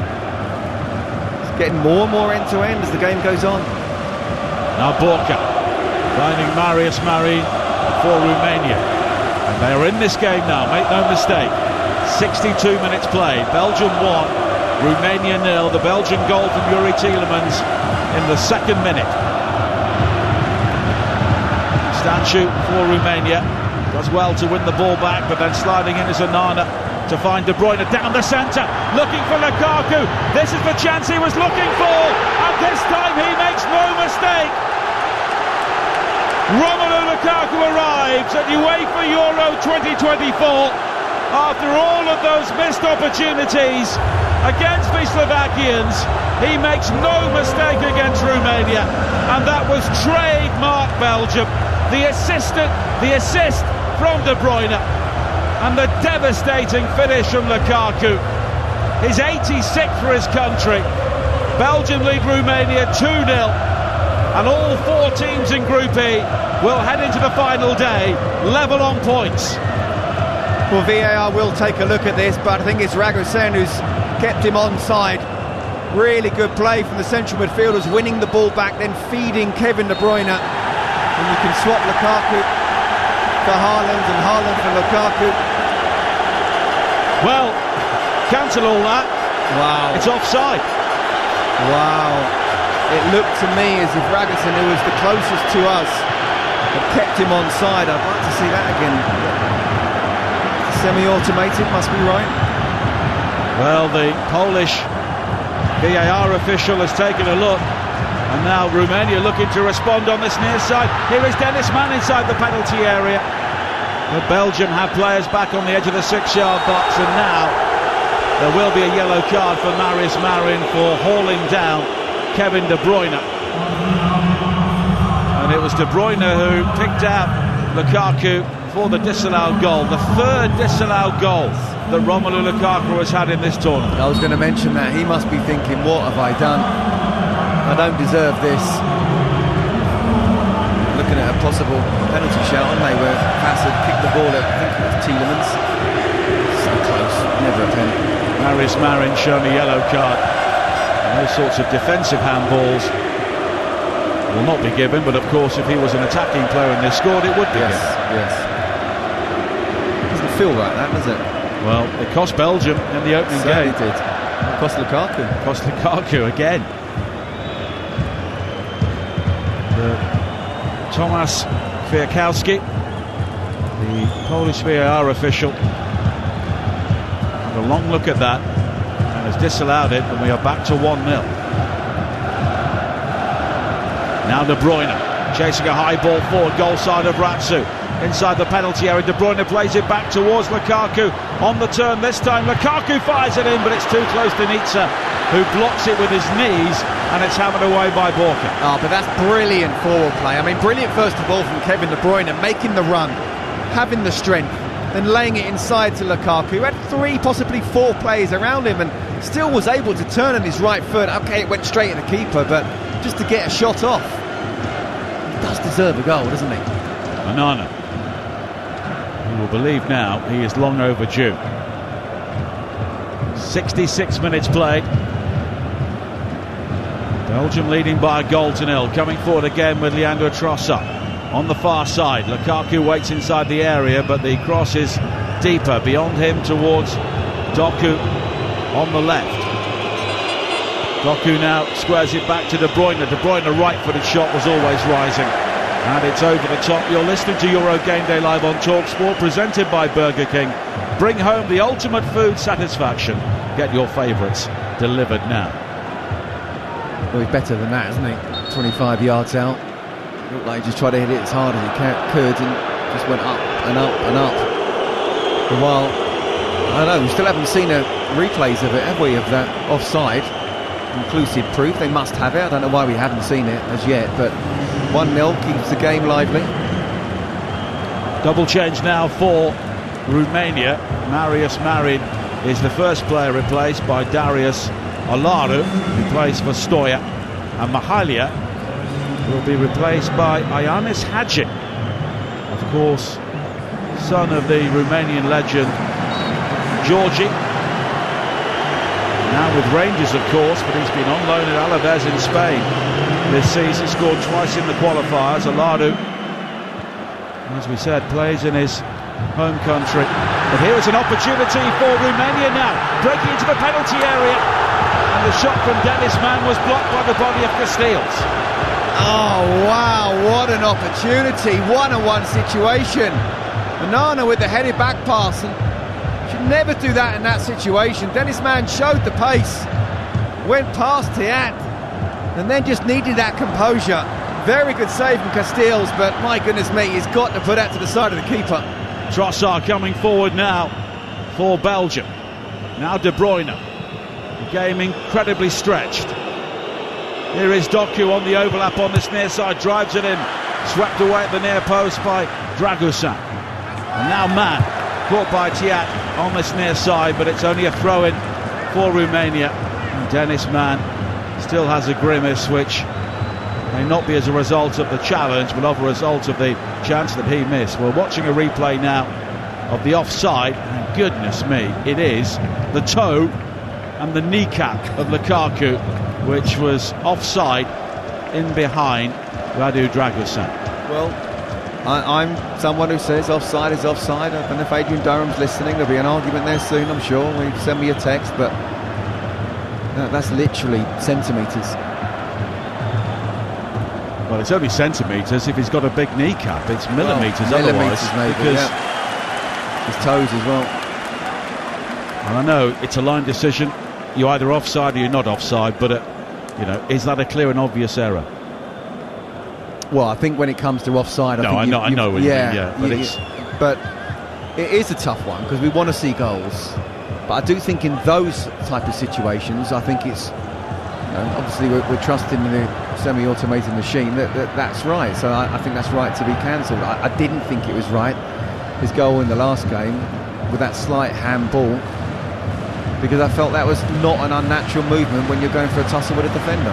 Hadji, who like his dad wears number 10, plays it wide to this near side, and Man now down the line for Ratsu, the fullback with the blue hair. The cross into the near post is hammered clear by Vertonghen. 20 minutes to play on TalkSport. Belgium 1, Romania 0. Belgium have had 17 attempts on goal, 7 on target. Romania have had 10 attempts on goal, 4 on target. They are a real feature in this game now. Olaru with the ball down the line, high towards the edge of the penalty area. Onana, high kicking, will clear up towards the halfway line, but here is Stanciu. Wide towards Hadji again, down the Romanian left, with the long hair tied back by the Alice band. In towards Marin. Hadji will try and break down the left, comes in field up towards the edge of the penalty area, and there is a man waiting in space on the far side, and it's Olaru. Olaru now on the edge of the penalty area. His ball wide was a poor one, but it's won back well by Marin, and now Bansu looking to break down the left. The sliding challenge comes in from Valfas, and it will be a throw-in for Romania. Controlled by Hadji on the chest. Back to Marin, who rides the first challenge, and then there's a good block challenge on the edge of the box from Onana, and the ball spins off Marin towards this near side for a throw-in to Belgium. And there are more changes for them, and the goal scorer, Yuri Tielemans, is coming off to be replaced by Oral Mangala, who has been on loan at Lyon in France from Nottingham Forest this season. The Aston Villa man, Yuri Tielemans, has done his job. And Tedesco just looking to freshen things up now, and Yannick Carrasco will also come on. He started as the left back against Slovakia, but he's replacing Jeremy Doku, so Carrasco, who can play anywhere down the left-hand side, will have a more advanced position this evening. Well, I know Andre Ratsu will be thinking, thank goodness he's gone off. Yeah, absolutely. And I'll tell you what, Romania, not just Ratsu, but the whole team really have stepped it up. I'm very impressed with their reaction, because we talked about, again, sometimes you just go in stages, don't think too far ahead. When you're really under pressure, just don't concede, get to half-time, keep it at 1-0. I wondered how they'd come out in the second half. Would they try and keep it to 1-0 with 70-75 minutes like we're on now, or would they go for it? And they've stepped it up. Could easily have scored, but then so too could have Belgium. Now Trossard on the far side. De Bruyne was chancing with the offside flag as he was demanding the ball on the edge of the penalty area. Here is Mangala, back to Onana. The Weekend Sports Bar with Adam Cattrall and Jermaine Pennant coming up at the end of this game. Chance for you to have your say on the day's action at the European Championships, with Portugal going through as group winners in Group F, 3-0 against Turkey, and Czechia and Georgia also drawing 1-1 in that group.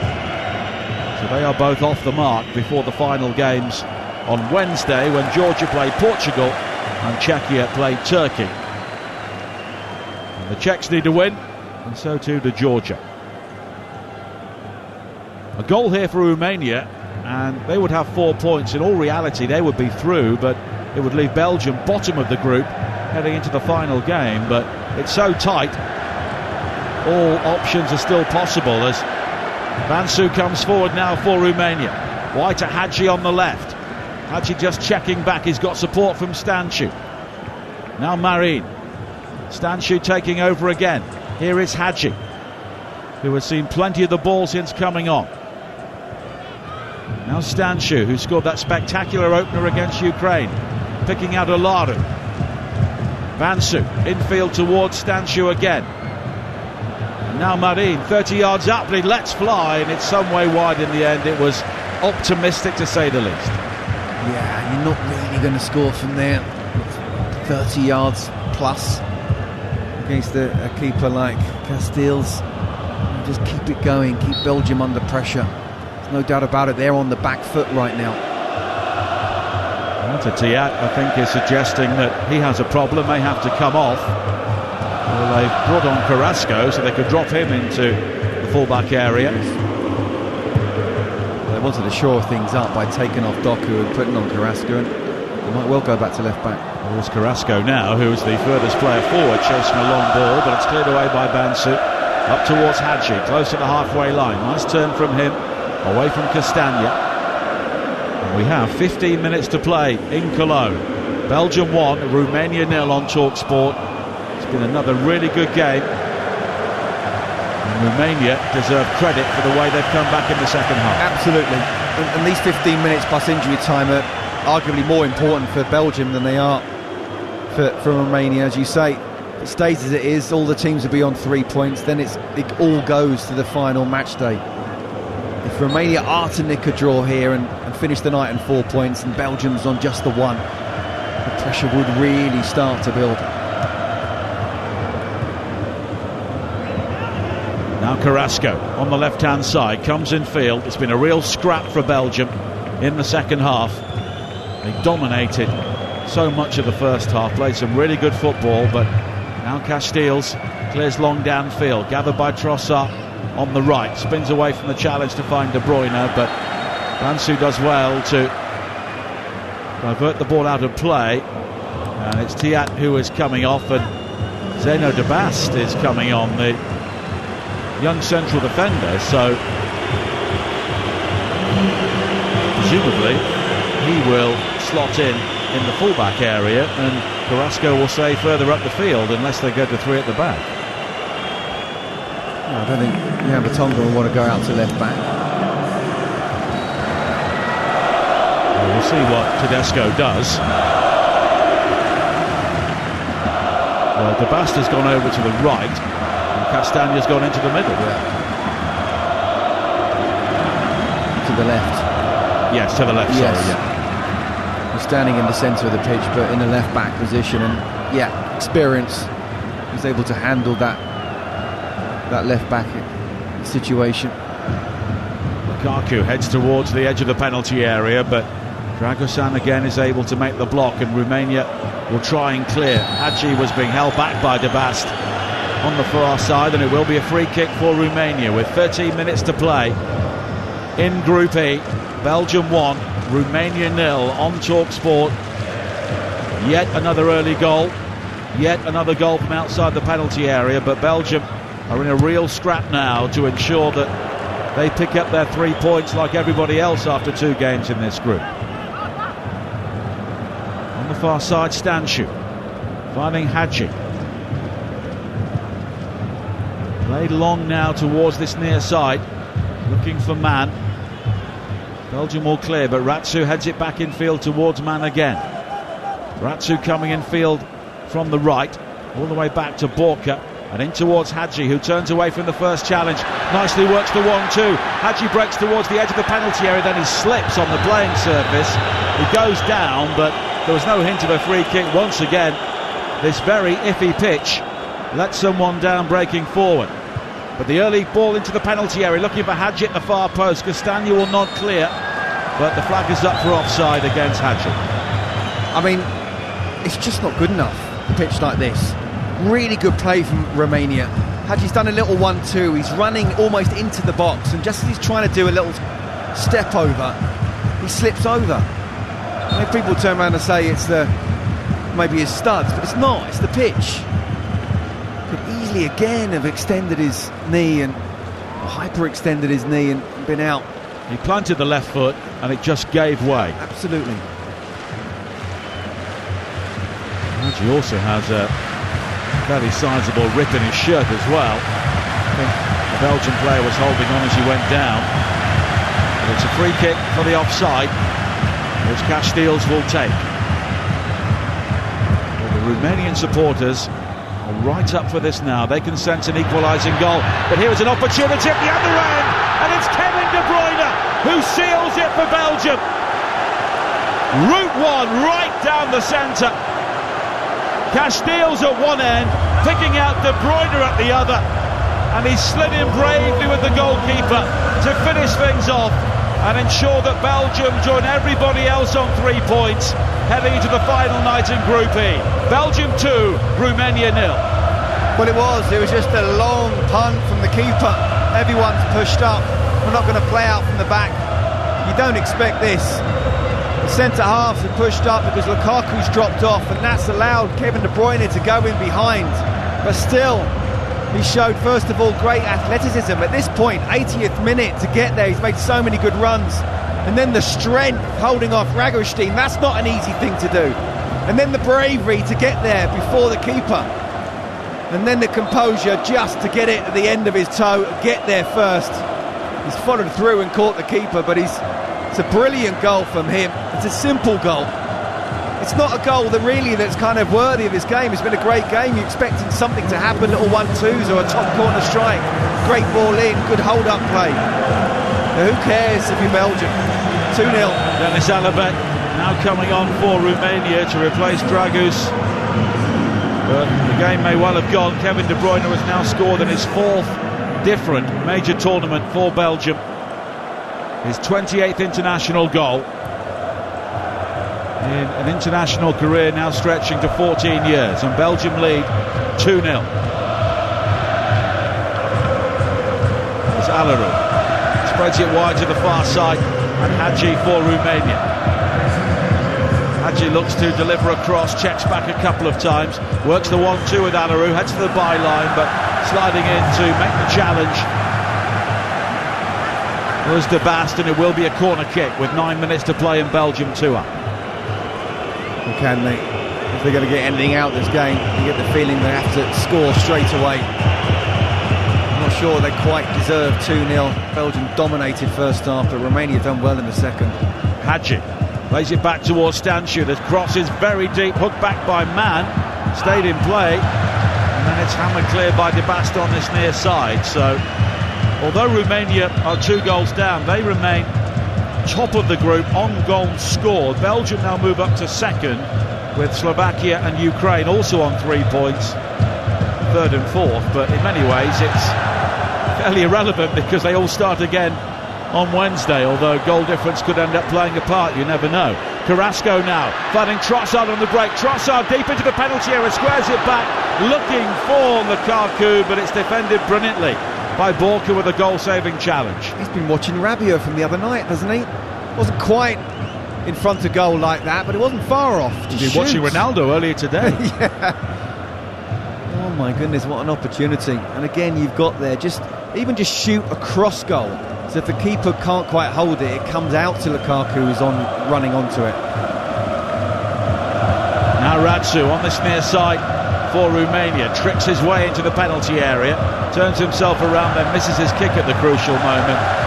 1 foot onto the other, and it bobbles behind for a goal kick. Gary Lineker said it the other day, didn't he, about the reason why he never sort of passed is that only one thing can go wrong, that he doesn't shoot well. But if you try to pass, then 2 things can go wrong. 1, the pass, and 2, the person you pass to doesn't shoot well. He's in on goal, sort of almost kind of in the line of the 6-yard box, but about 8 yards out. Just shoot across the keeper. Lukaku's coming onto it. I wonder if Cohen Casteels will be claiming an assist for the second goal. It was his free kick. We talk about some of the beautiful football Belgium play, but that was just hammered down the middle, up and under, and the bravery of De Bruyne. Ultimately, Nigel, it doesn't matter how you score a goal as long as you score a goal. It's not what they're used to, it's not how they play. If you've got that extra option, why not use it at times? Belgium leading by 2-0. Lukaku has it now, nods on towards Trossard, who can sprint away into space down the Belgian right-hand side. De Bruyne waits in the centre, but Trossard this time over-hits the cross considerably, and it will be a goal kick, but it looks like Belgium have got the victory they needed. But they've got Ukraine in the final game, and that won't be easy either. And Romania will play Slovakia, the two outsiders in the group. Both of those might fancy they can get the win there. Yeah. Finish on 6 points. And if they both draw, well, if Belgium and Ukraine draw and they draw, then it's going to go down to head-to-head. But here's an opportunity for Romania as it's clipped towards goal by Alabek, and it's cleared off the line in the end. There was some rather hesitant defending there by Fass. The cross in is then volley cleared by De Bast at the far post. And now Romania will still try and press with 5 minutes to play. It's clipped high into the penalty area, and Castagna knew that Alanu was somewhere in the vicinity, so heads it behind for a corner. Well, look, Belgium deserved to win this game. They have been the better side over the whole of the 90 minutes, but I've been really impressed by Romania's second half, showing fantastic resilience against a team where that first half they were completely outplayed. Deserved to have scored, haven't quite done that. Very nearly did there. Yeah. Well, Dennis Mann will look back on that chance, won't he? Yes, he will. Clean through to make it 1-1. Yes, he will. This could easily be 4-3, couldn't it? The Belgium looking to push again. Romania's high line exposed. Trossard into the penalty area. Carrasco unmarked, but again it was blocked by Borca, and Carrasco showing his frustration as the cross never arrived. He just wasn't quite able to get the ball down under control and look up. Carrasco was free. If he'd have done it early, he'd have been absolutely free and able to take a touch if he'd have wanted to. By the time he took that extra touch to get the ball down, Borca came in and defended very well against Trossard. Trossard has had the freedom of the right-hand side since coming on, really. Romania have tied and also pushed on looking for the goals themselves. But they will have another day on Wednesday. They will have looked at the opening 2 games against Ukraine and Belgium, and I'm sure they would have taken 3 points. Although when you win the opening game, it's always a disappointment to lose the second. Maybe get a bit greedy. Why not? Absolutely. Why not be greedy? You win that first game, you think, OK, well, don't lose the second, and we're on 4 points after 2 matches. Weekend Sports Bar with Adam Cattrall and Jermaine Pennant coming up at the end of this game. Tomorrow night, 8 o'clock, Scotland against Hungary on TalkSport. The build-up with Adrian Durham begins live from Germany at 4 with a special Euro game day drive. Big games all the way through to the end of the group stage coming up on the TalkSport network. Monday night on TalkSport, Croatia against Italy, Spain against Albania will be on TalkSport 2. Then on Tuesday night, it's England in this stadium against Slovenia on TalkSport, with Denmark against Serbia on TalkSport 2. And 2 groups will be decided on Wednesday night, this one and the Portugal group. Portugal now through as group winners. I'm going to miss the 3 games a day, staggered times.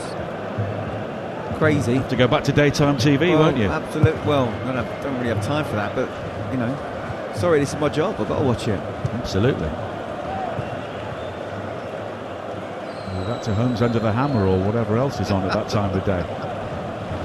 Now De Bruyne looking to win it back, and he's caught on this near side. It was tenacious play. Razvan Marin was the player who went down, and in the end De Bruyne has been penalised for shirt pulling, or short pulling it was. Yeah, and he did good refereeing in that sense.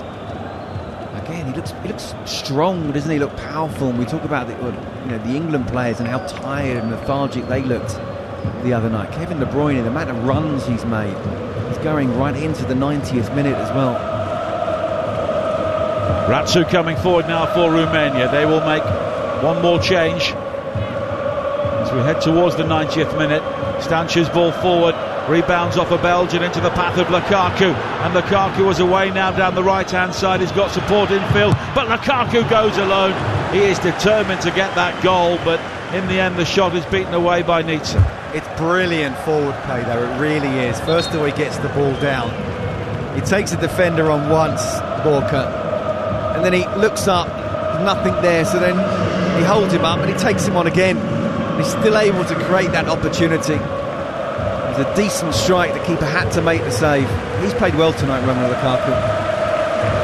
Ratsu is coming off. He had a great chance and he sped into the penalty area before Vertonghen won it back from him. It was really good defending actually. It was a wonderful pass. In fact, his touch, which is stretching for it, Vertonghen's come in. They've all done well though, haven't they? They've all given it their all. Soracu, Dejan Soracu, who plays in Turkey, on loan from Rakov in Poland, will come on for the closing seconds here.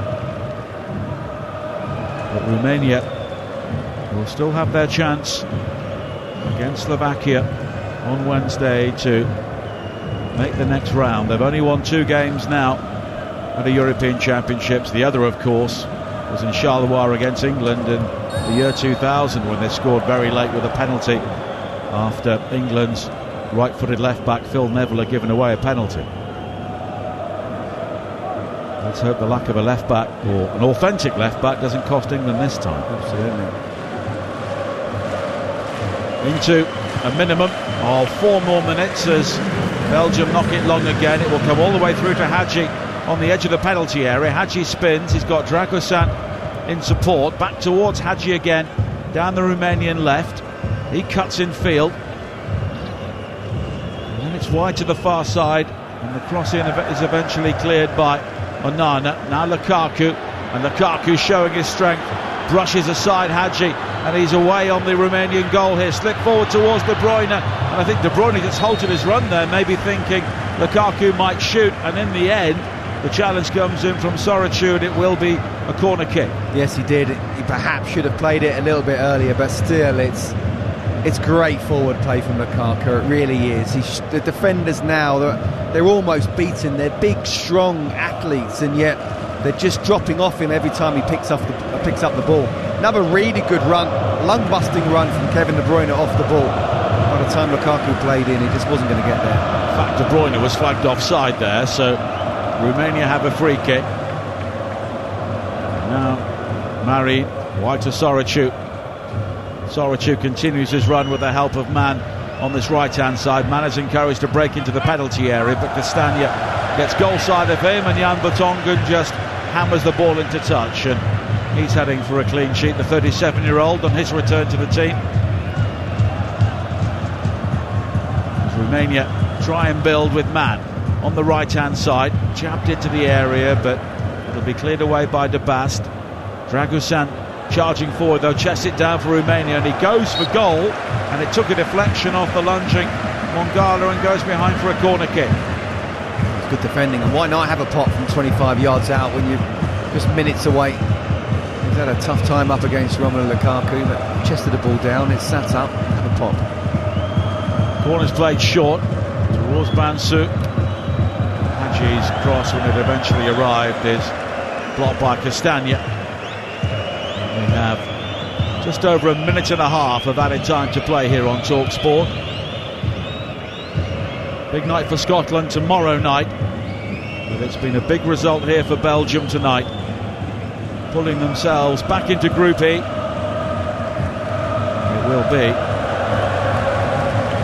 the beginning of knockout football in many ways for them against Ukraine on Wednesday. Absolutely. For some, they can coast through that final game. For others, the knockout starts in the next match. We know weakened teams or rotated teams in this group. Certainly not for Belgium. It's Lukaku now. Looks to beat Dragosan to the bounce of the ball on the near side, but it's cleared away by Bansu, and it will be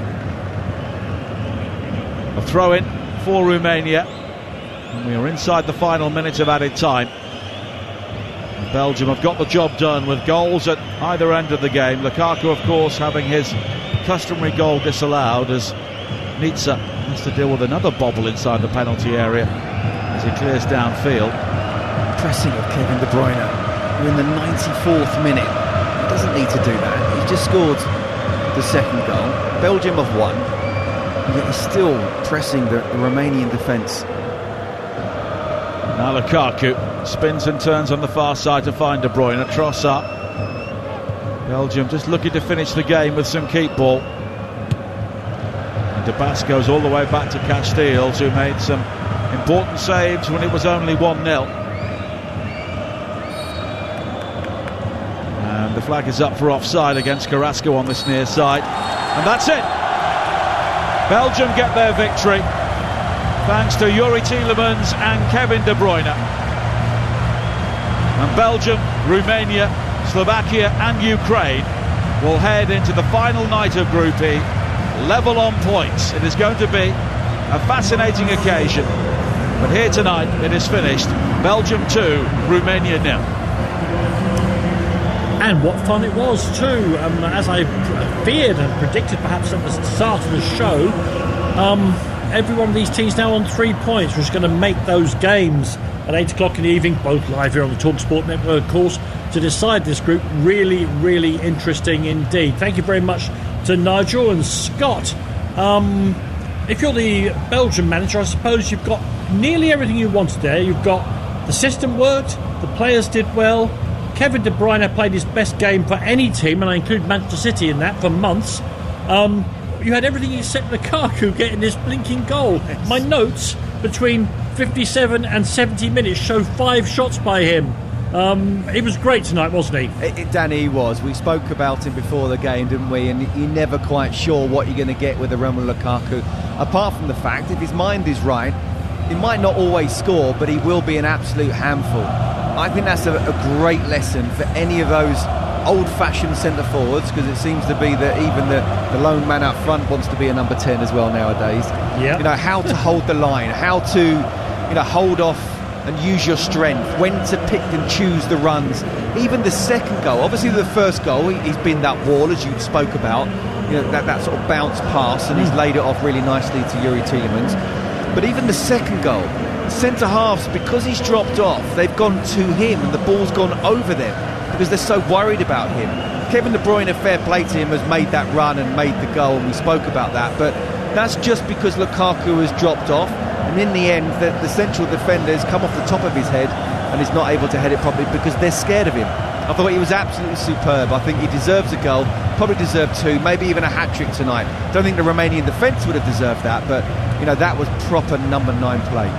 No, and a word for Romania, because football at this level is very, very difficult. They came up against a Belgian team who were revivified from their terrible performance the other day. Oh, well, it wasn't terrible, that's not fair. From their poor result the other day, they stuck in the game, and they've still got a chance to qualify. Danny, sometimes games go in little chunks of 15, 20 minutes, maybe even just 5 or 10 minutes when you're really under pressure. And I spoke in the first half how important it was just to go in at half-time 1-0. 2-0, you did feel the game would be over. How would they react now in the second half? What was the manager going to say? Well, I tell you what, they reacted really well. Doku was absolutely superb in that first half. And Lukaku was absolutely superb. Kevin De Bruyne, well, he carried on, to be fair to him, being superb. And Luka Bacchio as well, he was brilliant in that first half. Didn't really see the wide players, and that was because they were starved of the ball. So Romania made sure they pressed a little bit better, they attacked a little bit better, and they put the Belgian defence under pressure. So I think they deserved a goal. I think Belgium deserved to win, but I was very impressed that they never gave up. And the fullbacks especially, when you're under pressure and you're getting taken apart at times by the wingers, they never gave up. They showed resilience. And Ratso in the end nearly scored himself at 1-0, which would have been a key goal. So absolutely, great save by Casteels. It was. They're very much in this tie for sure, in sort of getting into the knockout stages for sure. Okay, let's take a look then at the King performance thanks to Burger King. King Performance on TalkSport with Burger King. Bring home the ultimate food satisfaction with the Gourmet King's Barbecue Steakhouse Angus. Order your Burger King delivery now.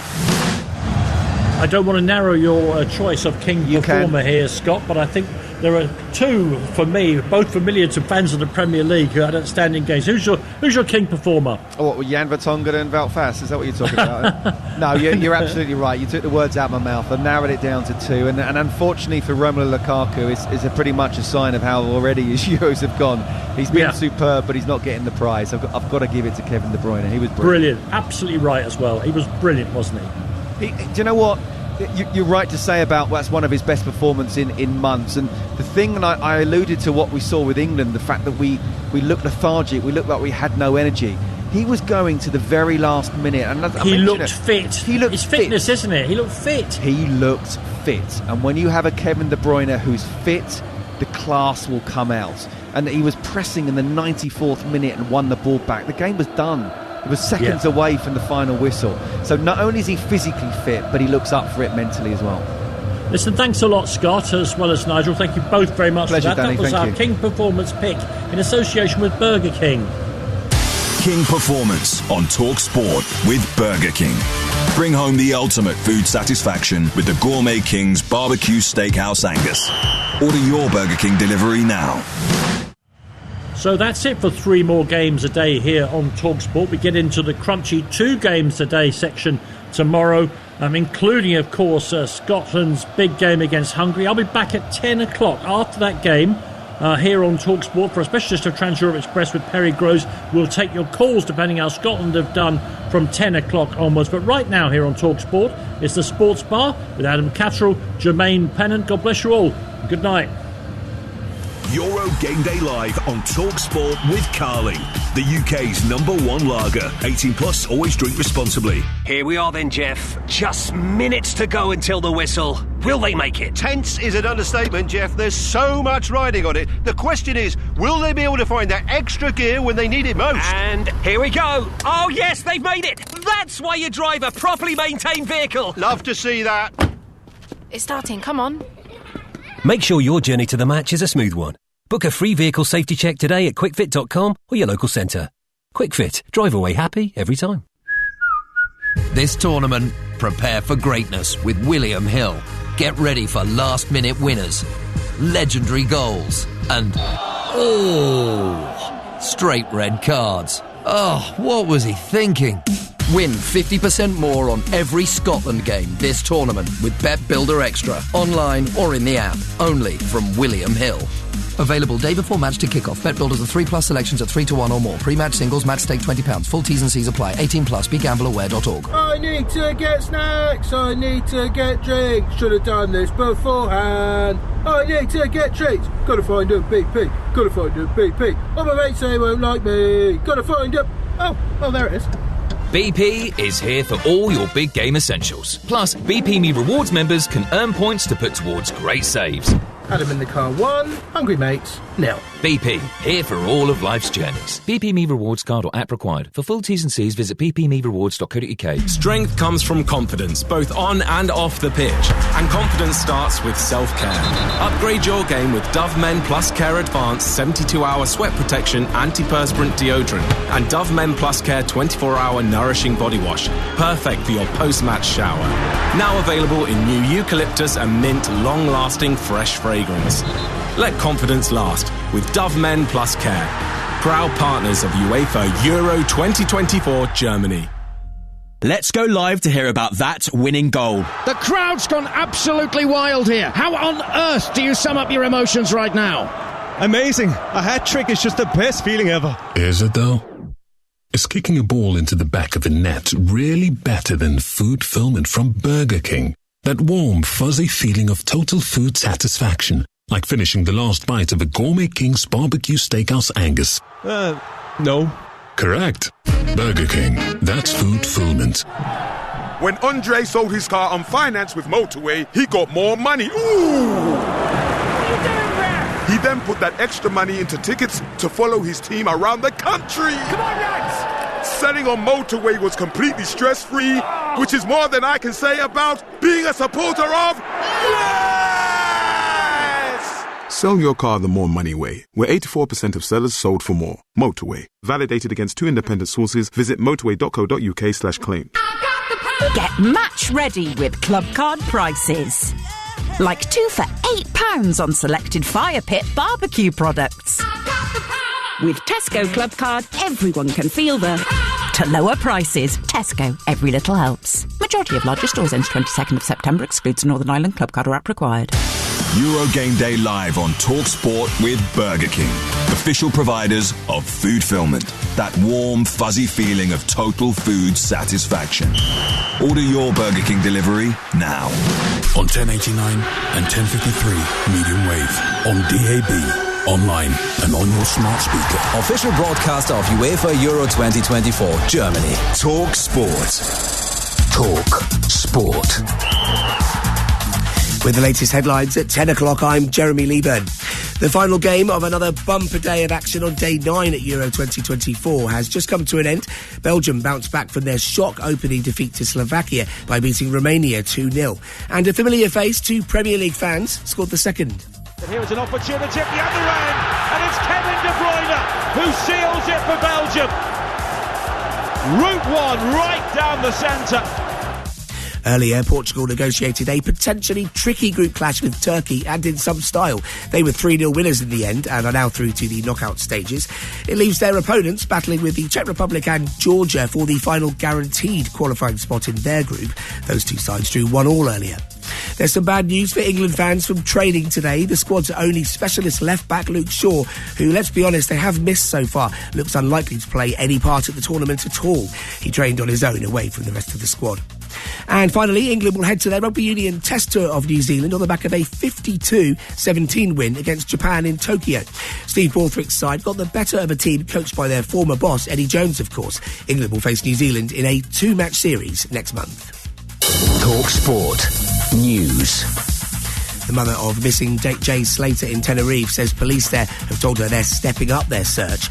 And senior Conservatives, Labour and Lib Dem politicians have joined ranks to condemn Nigel Farage for comments he made. Crank it up. Talk Sport. Official broadcast partner of UEFA Euro 2024 Germany. Can you believe it? 24 Mannschaften, 10 Austragungsorte, 51 Spiele. What a moment! Euro Sports Bar Weekender with Adam Catterall and Jermaine Pennant On Talk Sport. Game on.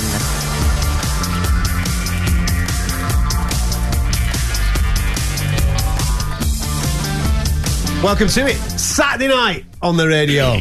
After a day of fun and frolics on the pitch in the Euros, we're going to be getting stuck into all the latest talking points. You're more than welcome to come and join us. 03717 223344. We'll throw a little bit of trivia your way as well for a little bit of fun on a Saturday evening. So we're going to get stuck into all of that. And if you want to obviously preview tomorrow's game, major game, 8 o'clock kickoff live on Talk Sport, Scotland taking on Hungary, a win there and history could be made. Yes, we spoke extensively last night about the changes that England need to make for their game on Tuesday, but Scotland obviously will have some changes enforced upon them, especially in the back line. How do you want that to shape up? And also, do you want to see maybe a few changes in the middle of the park, up front, or do you want to go exactly how you went in the game against Switzerland, which saw a great performance, not the 3 points, but a great performance and a step in the right direction? Get in contact with the show. 03717 223344. It's a Sports Bar Weekend on Talk Sport.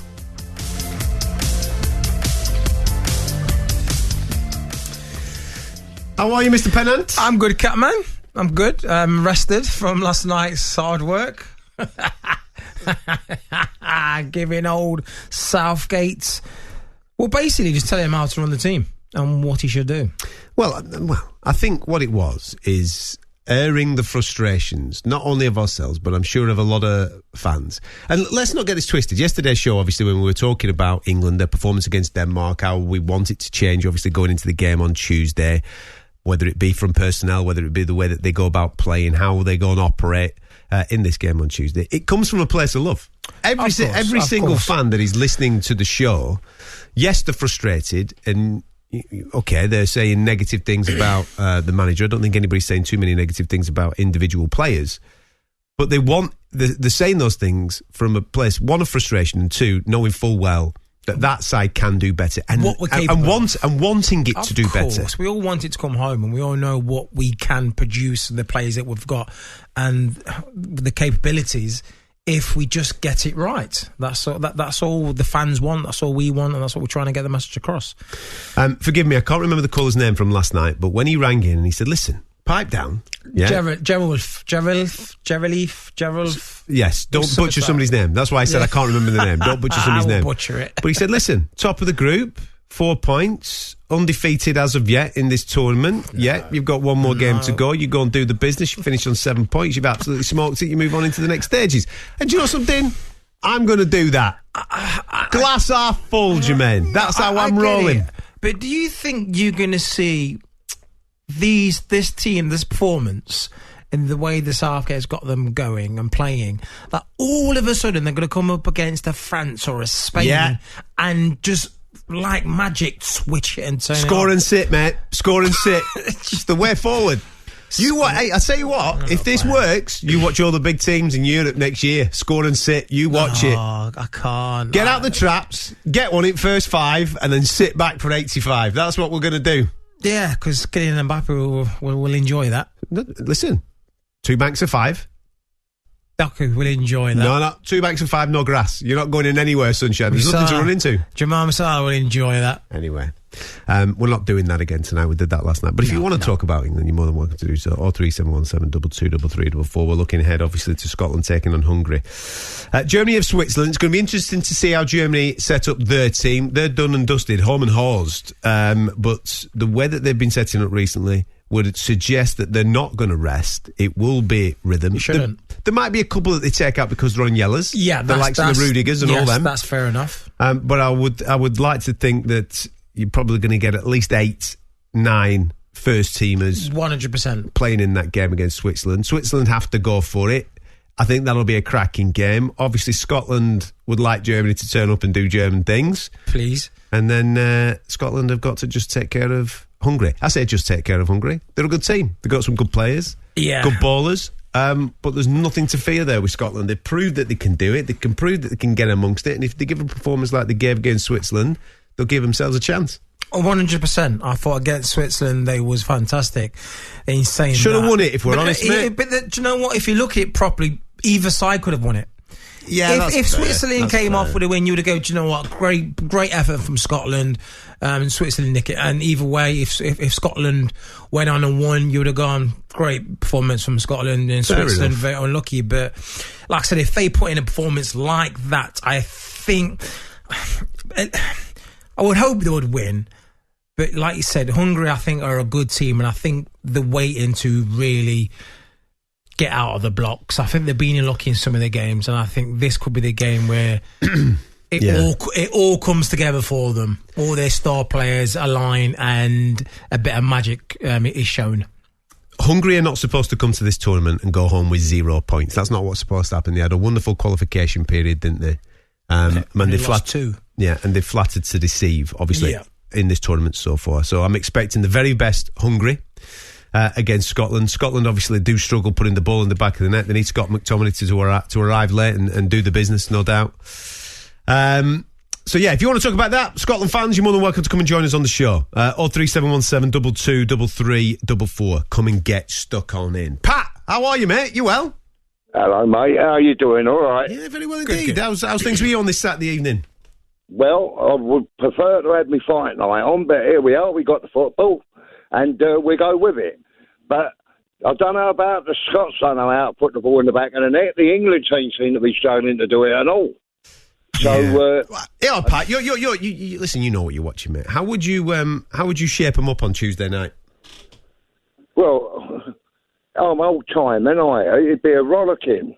I played football many years ago. There's a guy called Eddie Reynolds, played for Wimbledon, and I played with him.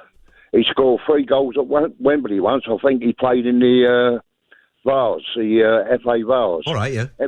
Every time we come in the dressing room, we used to let us know about it. But if we played with a guy called Ted Williams for a club called Ruddyfont in Wandsworth in southwest London. And if we played bad, he tried to tell us, you're not playing in the next game. And some of the language and some of that, enjoy it, boy. You do what I done. That's exactly what I done when I was your age. But, where did that come from? No, Jermaine, you sell newspapers for the Sun. You're a good boy.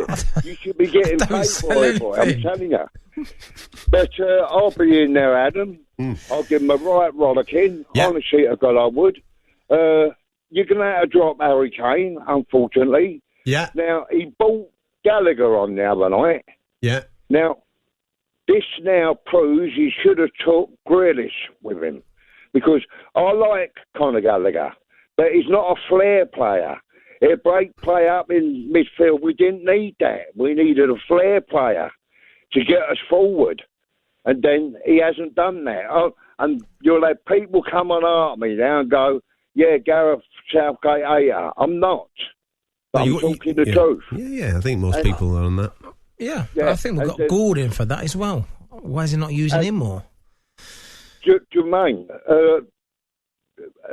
what's his name, was on the telly the other night with Gary Lineker, Rio Ferdinand. He said he dropped Foden. He should be demanding the ball. Well, I don't know what game he watched. I kept seeing Foden demanding the ball, and he didn't get it. So there's something wrong there. But listen, I'll be there Tuesday night, cheering on. You know what I've had to do, Adam, didn't you? I've got my sporran and my gelt.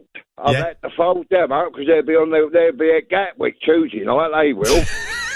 They'll be on. Do you not reckon they're going to do it tomorrow? No, I don't. You just said it, Adam. Hungary ain't going home with nothing. Yeah, that's how I feel. They're going to put a big game on tomorrow, and I'm look. They can't put the ball in the net. They've got other people doing it for them, and that ain't going to continue, is it? You know, Scott's spirit though. That Scottish spirit. But it's not going to be enough. You're coming up against quality players. Yeah, I know. Jermaine, the old Scottish spirit I've got is the whiskey, and I've got that out. It's out to admit with my sporran and with my guilt, but we'll see. But I think it's been. Listen, Adam. Yes.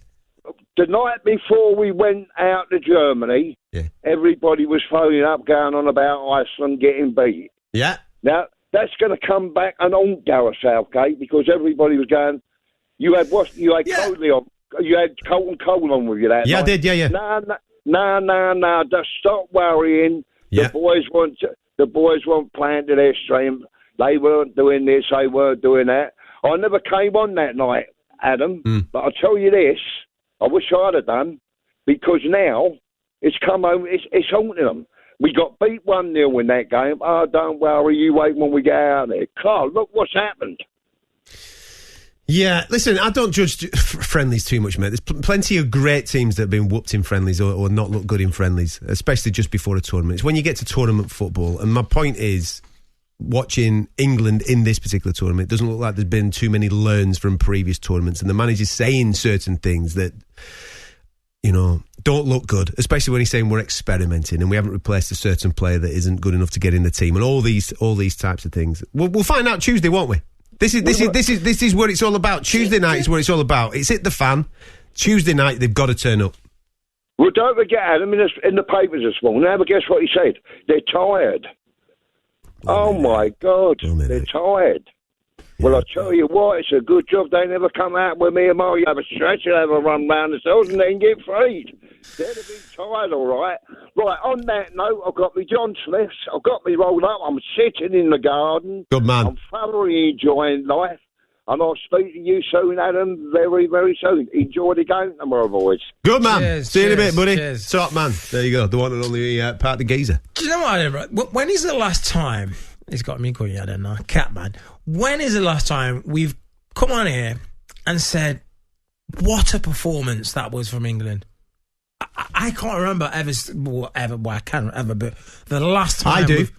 When was the last time? I do. When was the last... Please tell me. No, I remember specifically. Right? Come on, I can't... Yeah. Do you remember... I can't remember what it was last tournament or a tournament before. We played Ukraine. Remember that? And we put it on them first half and we beat them 4-0. Yeah. Do you remember that game? Yeah. How many? Right, what a performance! How many years ago? That doesn't matter. Okay, how many games ago? You've asked me when the last time was. Right. This is my point. That was the last. I remember being on the radio that night and coming and going, "I told you." Here we go. We're rocking and rolling now. Front foot football. Everything's good. Years ago, took many tournaments ago, many games ago, but now it's everyone's coming away from England, watching them going, I was either bored out of my mind, fell asleep, there was no atmosphere. You watch Tuesday night. They cannot take. Listen, you can't be that pig-headed. You can't be that pig-headed, right? If you're in charge of this England team, you can't be that pig-headed to not hear all this noise. And it's not just us, right? Listen, this is what we do for a living, of course. Critique, praise, enter conversation, right? That's what we're here for. Praise when it's due and critiques when it's... Right, but there's plenty of people out there that played the game, done it at the highest level, managed at the highest level, that are all saying very similar things, right? They're all saying very similar things. So if you're Gareth Southgate, you can't be that pig-headed to sit there and go, maybe it's me. Maybe I might have got this one wrong, lads, right? So I'll tell you what, let's just reassess. I might have got this one wrong. There might be something in these 95% of people thinking something differently to me, right? So let's have a think. Okay, this is what we're going to do. And let's go at it. Let's just have a do. We're through. Go at it. We're going through to the next round anyway. So let's just go and have a go. And then, who knows, man? You turn up, and then you put 4 or 5 on them, and next thing you know, we're all wearing waistcoats, singing Atomic Kitten tunes, aren't we? Yeah? Let's get into it. Anyway, 03717 22 33 is a telephone number, and I want you to answer this question. This is completely unrelated to what we've just been speaking about. It's related to today's football. Don't know if you've been watching any of the games today, but the game between Turkey and Portugal, right? I said yesterday on yesterday's show that was the game that I was looking forward to the most, and I was loving it. Absolutely all in on everything that was happening in that match, including the ridiculous own goal. I'm a big fan of a proper kamikaze own goal when it shouldn't happen, but someone just sticks it in the back of the net for no reason whatsoever. So what I want you to do, I want you to think back to the greatest own goals of all time. Just a little bit of fun for the fun in today. You can obviously ring in, talk about the Euros, talk about England, talk about Scotland, talk about whatever you've seen, highlight whatever you want to talk about. But also, have in the back of your mind the greatest own goals of all time. You might have been in the ground and you've seen an absolute kamikaze one. You might even have scored one yourself. All right? Sunday League, down the old Dog and Duck League. Whatever, man. Get involved. 03717 223344. This is off the back of the Turkish player Akaydin scoring, well, he didn't even look, did he? He just passed it into the back of the net. And I'm like, what are you doing, mate? Your keeper stood next to you. Absolutely tremendous. 03717 223344. Get in contact with the show. Saturday night on TalkSport. UEFA Euro 2024 Germany. Soccer punch your summer.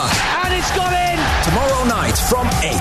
Uninterrupted on location commentary of Switzerland versus Deutschland. Goal for Germany. On TalkSport 2. The Sports Bar with TalkSportBet.com. Belting broadcaster, brilliant bookie. 18 plus BeGambleAware.org. Do you belong here? Next to me on an anti-poaching operation. 2 days drive from anywhere. What's your gut saying? Want to change the radio station? In sport this week. Or jump in and keep us company. Still listening? You belong here. Army. Recruiting now. Search Army jobs. Elite football deserves an iconic venue. The Village Hotel's Pub and Grill has everything you need to turn the big match into an epic tournament experience. Catch every game live on giant screens in 33 locations across the UK. With stadium-style seating in our dedicated fan zones, plus an unbeatable lineup of food and drinks, you can kick back at kickoff and never miss any of the action. Absolutely first class. The Pub and Grill at Village. Get in. Find out more at villagehotels.com. Fred Fans, Germans, Football-Fans, lend us your ears. Der Fußball in Germany is here. Und natürlich, TalkSport Bet have got a tasty tournament load of top offers to check out, including Scotland versus Hungary, Scotland to win, and McTominay to score and be carded. Latest price 14-1, broadcast boosted price 16-1. TalkSport Bet, back of das Net broadcaster. Bring it on, bookie. Terms and conditions apply. 18 plus, gambleaware.org. This is it. Level 23. Final round. Let's go. Let's go. Almost. Help. Guys. All right, I need more power. This is performance enhancing broadband.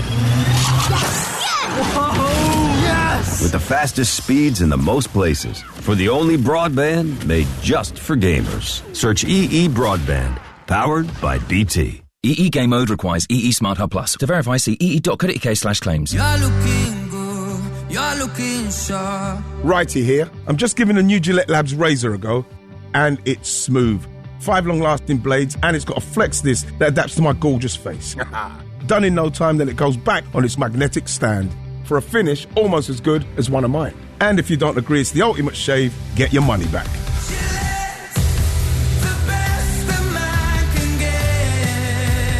18 plus, retain receipt, terms and conditions apply. Get match ready with Club Card prices. Like 2 for £8 on selected fire pit barbecue products. With Tesco Club Card, everyone can feel the to lower prices. Tesco, every little helps. Majority of larger stores ends 22nd of September, excludes Northern Ireland. Club Card or app required. The Sports Bar with TalkSportBet.com. Download the shiny new TalkSport Bet app at the App Store and Google Play today. 18 plus, begambleaware.org. Talken Sporten und Talken Sporten 2. Licensed broadcaster of UEFA Euro 2024 Germany. Full match commentary of tomorrow's games. Scotland versus Hungary on TalkSport. What a ball! Switzerland versus Deutschland on TalkSport 2. Goal for Germany! Kick-off 8 p.m. Absolutely first class! Sounds like summer, feels like football. UEFA Euro 2024 Germany. Energizing ball by ball, kick by kick coverage at the same time on TalkSport and TalkSport 2. He's done it again! Ist mein Tor! Cristiano Ronaldo ahead of him, who started to make a run to his right. Cancelo went there. Oh my word! That's cleared off the line, was it? No, it's crossed the line. The watch says it's a goal. It's more calamities at the back for Turkey and Samet Akaydon. A massive mix-up between Altay Bayındır and him. Amazing on goal, that. Amazing on goal. It was no look pass, just slipped it past the goalkeeper, in it goes, no bother whatsoever. That's the 6th on goal in the Euro so far this summer. But that was the best of the lot for me. I think we need to go and check some betting accounts. Accidental. Before anybody rings us in. I'm joking, absolutely joking. 03717 223344. Great stone goals of all time. Ones that have made you go, what have I just seen, right? There's a few that stick out in my mind. Now, I apologise if you can't remember some of these. These are from when I was a kid. I remember Lee Dixon chipping David Seaman from the halfway line for an own goal. 1991, playing for Arsenal. He's played a back pass from the halfway line and he's lobbed him. It's an absolute beaut. If you haven't seen it, Google it. Dixon versus Coventry 1991. There's the classic from Jimmy Traore against Burnley. God knows what he's doing there. Oh, mate, he's skating with football for about 10 minutes. It's like Bambi on ice. I've no idea what he's doing. He's trying to do Rabonas, he's trying to do all sorts of stuff, but next thing you know, he's dancing with ball back at net. Amazing. That was about 2005 against Burnley. I don't know if you've ever seen this one, right? I don't know why I've thought of this today. Do you remember a footballer called Jamie Pollock? Yes. Jamie Pollock he's played for a few clubs, but when he was at Manchester City, they played against QPR, right? This is late 90s. What he's done, do you remember Gaza when he beat Colin Hendry in the Euros and like smashed it into the back of the net? Yeah. Jamie Pollock's done this, but it's an own goal, right? He's flicked it over. How random's that? It's on the TV screen now. The goal. The England-Scotland game. There you go. There's Gaza doing his thing as we're watching it in our studio. So Jamie Pollock has flicked it over an attacker and one of his own players.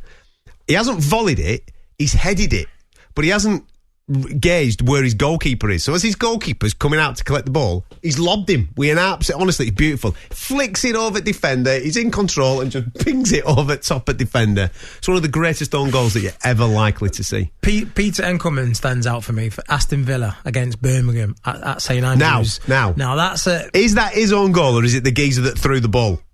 Because it's off a throw in that. But I think it does touch his foot. It goes under his foot, come on. Are you giving it the goalie that? Well, how is it anyone else's fault? It's not. It's Engelman's fault. I'm calling that's his own goal. I don't know if he touches it. Do you not think he touches it? I'm saying it's his own goal when the fans and you get the blue nose fans run on and give him a kiss. It's a good one, that. It's an absolute howl. Whoever took the throw-in, just throwing the ball in the back of the net. Anyway, get in contact with that. Greatest own goals of all time. 03717 22 3344. I apologise if you were going to ring him with the Lee Dixon one because it's a belter. It's an absolute scream. He's just stood in right back spot on halfway line. He goes, I'll just kick this back to keeper. Chips in beauty. He just overclubs it. It's a beauty. Yeah. Sam, welcome to the show. How are you, mate? Are you there, Sam? We'll try and get Sam back. Sam's not there. Nathaniel, are you there, mate? Something's going on with our phone lines, gentlemen. Doesn't look like we're getting any of these calls coming through. We'll try and get that sorted for you. So if you are ringing, do remain patient. We'll try and get these people on the show very shortly. 03717 22 3344. Are you there, Nathaniel? No. He's not there. He doesn't want to talk to us. No, he is there. It's just I know he's there, but he doesn't want to talk to us. It's our system. It doesn't seem to be working right now. Have you ever scored an own goal? No, I didn't go back that far. That was danger zone. I was always up top. So, no, unfortunately, I didn't score an own goal. What's the best one that you've seen whilst you've been on the pitch? The best one I've... Because Carrie used to get a few, didn't he? Oh, yeah. Carroll would score a few own goals. Did he get a few? Do you know, it was ones that were the cross coming in. He would try to boot it clear and it would come off his ankle, shin, knee and fly in the top corner. Yeah. And you just look old. Last gasper. And it was just like, Carroll again. Okay. We're one of them ones. Oh, Carroll again. Sam, are you there, mate? No, it's definitely not working, gentlemen. I need to get that sorted. I'll tell you what we'll do. We'll take a little bit of a break and we'll be back with you in a minute. 03717 22 3344. Fight night on Talk Sport with William Hill. Get epic value on the biggest boxing bouts with William Hill. 18 plus, begambleaware.org. Discover a new way of life at the World of Park and Leisure Home Show at the NAEC, Stoneleigh near Coventry. Explore the luxurious and affordable homes on display and get expert advice on the latest developments in leisure living. Plus, admission and parking are free. The World of Park and Leisure Home Show. Sponsored by Berkeley Parks. Friday the 28th to Saturday the 30th of June. For more information, visit parkhomeandleisure.co.uk. Put your three-lines knowledge to the ultimate test with the all-new TalkSport Football Trivia Board Game England Edition.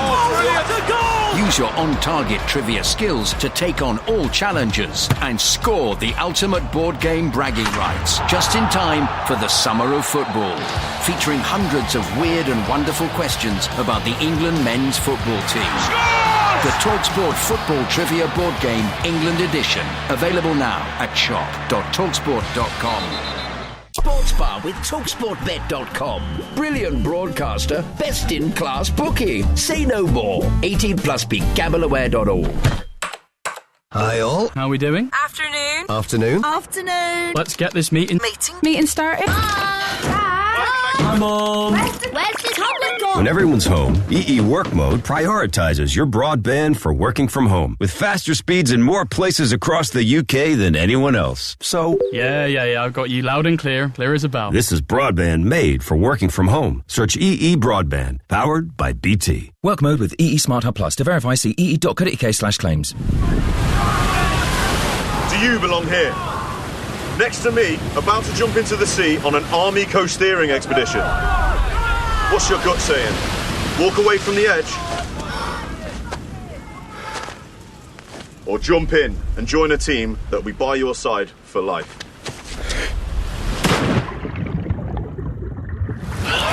Still listening? You belong here.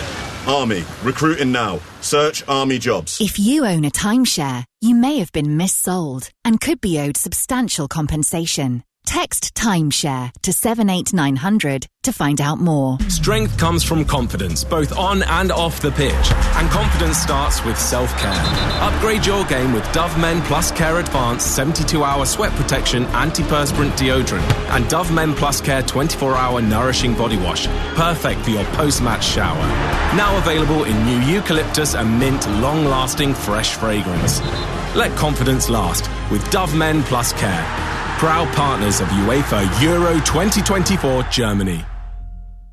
Put your Three Lions knowledge to the ultimate test with the all-new TalkSport Football Trivia Board Game England Edition. Use your on-target trivia skills to take on all challengers and score the ultimate board game bragging rights just in time for the summer of football. Featuring hundreds of weird and wonderful questions about the England men's football team.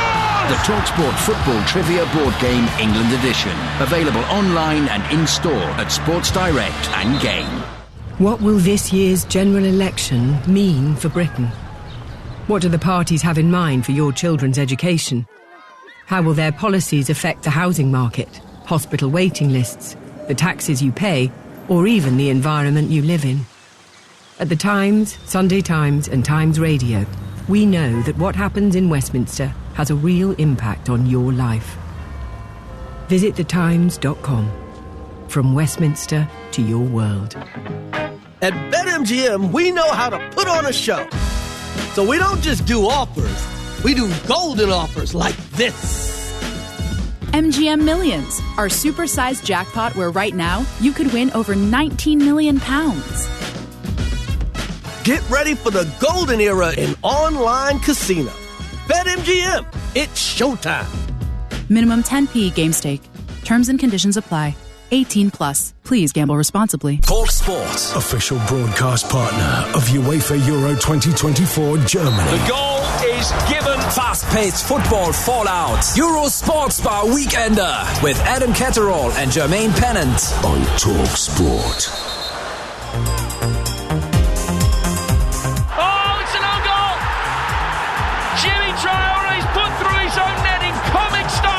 Have you ever seen anything like that? England are 2-0 down, and Paul Robinson, a goalkeeper for whom everything went right in the first half, has missed his kick. Oh, Eckelman's let it through! That is an extraordinary goal. You will not see a more bizarre one than that. I've just been texted another great own goal from back in the day. Early seasons of the Premier League. Colin Hendry goes up for an header for Blackburn Rovers, powers it down. Mark Crossley catches it, but decides to roll in the net.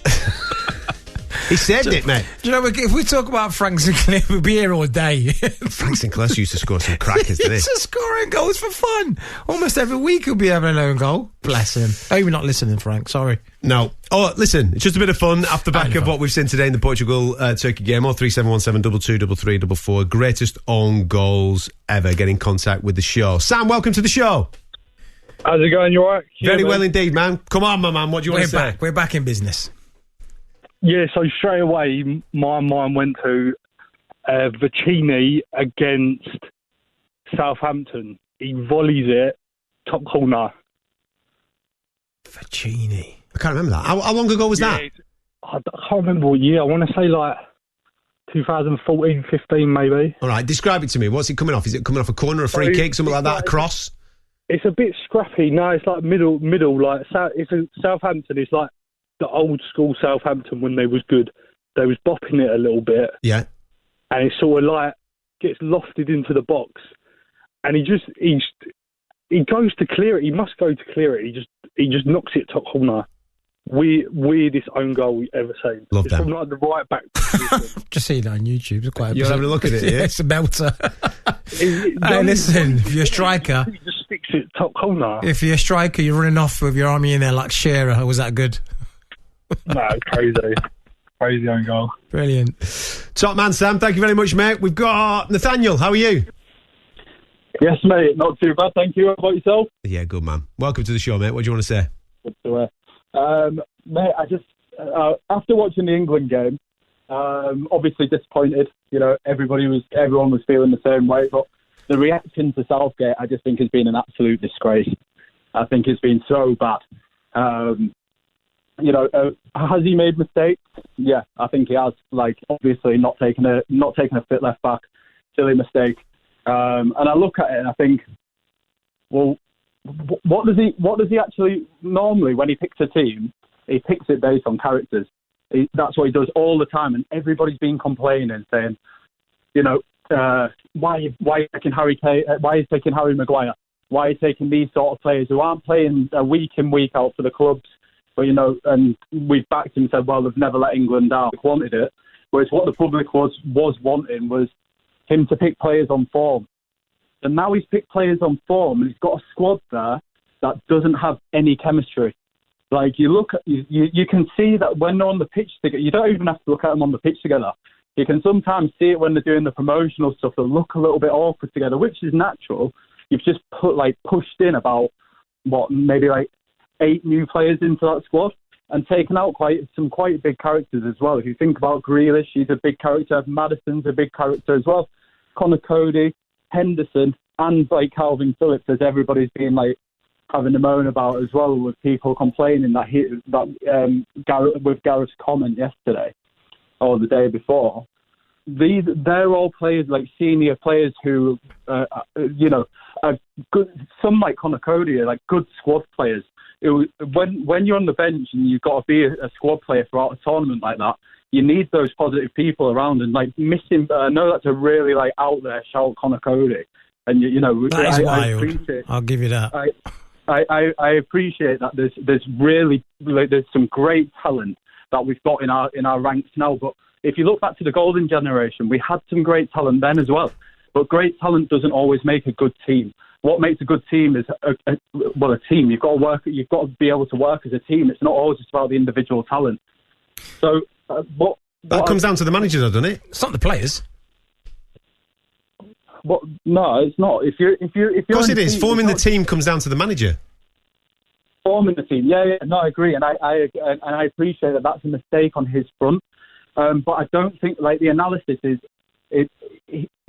everybody's going in at him too much. I think too strongly in terms of he's made a massive mistake here. This is what everybody wanted. This is the squad that everybody wanted, and now we're looking at this squad with all these players, and he's trying to fit them into a system that almost, if you look at the Trent decision as well, I'd say that a lot of fans did want Trent in centre mid, but I feel like he's been No, they didn't. No, I disagree. I agree. Pre-tournament, he's made some big decisions, right? Pre-tournament, he made some big decisions. He's left some big names out. And listen, the signs were positive. And then obviously he whittles it down to 26. Again, he leaves more people out. You think to yourself, okay, he's making some big decisions here. This is good. Fair enough, yeah. I don't agree with some of them, but he's prepared to make those big decisions. And then when we get to tournament, he's shoehorning players into positions. He doesn't need to shoehorn them in. He doesn't need to satisfy anybody's ego. He needs to pick the best team. He has the players to be able to do it, and he's not done it.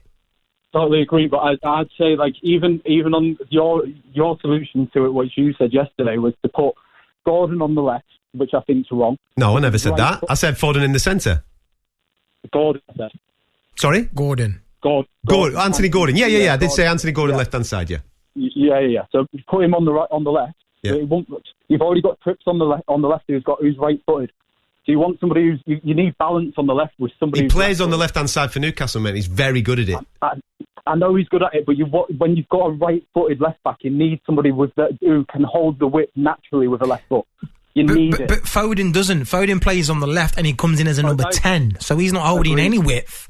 So you've got more chance and more better off playing Gordon because he's an out-and-out winger who will stay out on the left, not floating in the 10 and like Foden will. And he will track back like he does for Newcastle, so he'll be actually better suited because you've got a right-footed playing left-back as in Trippier. Great point, Penn. Great point. But but the thing is, we've got this squad, right, and we haven't actually picked it that.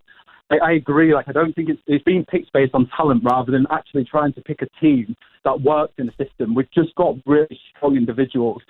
Our left flank is one problem, and I'd say that our centre mid is obviously the other problem that we all know about. Me personally, and I know you're going to probably think this is probably a bit ridiculous, I'd drop Bellingham. Just wait a minute, let him speak. Go on. I have. Go on. Yeah, just so the back four and the keeper, yeah. I think they've done a class job so far. I think bearing in mind we was all worrying about the defence going into it, I think even Trips, like, he's not getting that width on the left-hand side because he's not left-footed, but he's done a good job of, like, keeping it in control. Anyway, keep the defence and the keeper as it is. Then I'd have Wharton, Rice, and Foden in the middle, right? I appreciate that Bellingham has played class at Madrid. He's done unreal. But the thing is, like, you can't fit every single player in there, and he doesn't balance the team well enough. He's either going to be box-to-box or he's a 10. And I wouldn't say that he's better than Rice at box-to-box, and I wouldn't say he's better than Foden at 10. And he isn't a 4. So you can't have him in there. And then when you look at the front three, you've got, I'll keep Kane up top. He's done well for England. He's done well for Bayern. Like, the drop-off must be something else. It's not just the fact that he's come to the Euros and he's stopped pressing, he's stopped, like, performing. There's something else. I'll keep him, and he's a captain as well. And then I'd play, and now this is going to sound even better. The only reason that it's mad, though, is because of the team that we've got. We've got to pick the players that we have. So I'd put Saka on the left, and I'd put Cole Palmer on the right. Because Saka, like, you could switch it and put Palmer on the left so he can cross it in, but he's not quick enough to get past players. Whereas if you put him on the right, where he naturally plays, he's good enough to, like, he's tricky enough to hold up the ball on that side, but he can cut in on his left on the inside and shoot as well. Right. And then you've got Saka who can still, he's played left back for Arsenal. He would definitely do his, like, he's class on his left foot. Get him to the byline, get them balls into Kane, and then you've got Palmer and you've got, like, Foden following up into the box. Right. Listen, what you've just said to justify Cole Palmer playing on the right-hand side, you use the same argument to not justify Anthony Gordon playing on the left-hand side. Yeah, but you've got, but think, right, okay, great point, and I thought this as well. So, but the problem is you've got Trips who's not left-footed.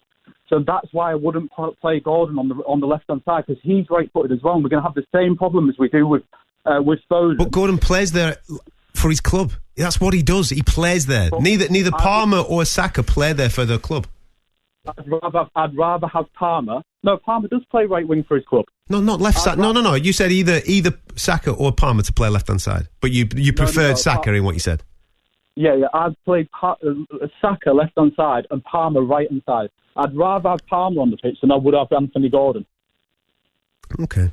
Listen, let's say everybody's got an opinion on how this should play out, right? But what I will say is that if Gareth Southgate comes with your midfield on Tuesday, I think that shows a massive set of stones to make that decision. To drop Jude Bellingham when not a lot of people are saying that, and bring in Adam Wharton, who I think is a fantastic player. I think he's going to be a stalwart for England for a long, long period of time. I don't know whether it's going to be this particular tournament. But if he makes that decision, then at the end of the day, you go, I don't agree with it, but it's a massive set of stones to do it. It's a decision that will never, ever be made. You do not drop Jude Bellingham. He's the best player. Why? He was not. Let's be honest. He was non-existent against Denmark, mate. No one was. It was existent in that game. Nobody was. But when Jude Bellingham's on that pitch and England are playing well, he's their best player. I agree. And he's the one who makes it tick. He's the most probably creative at the time, most of the time.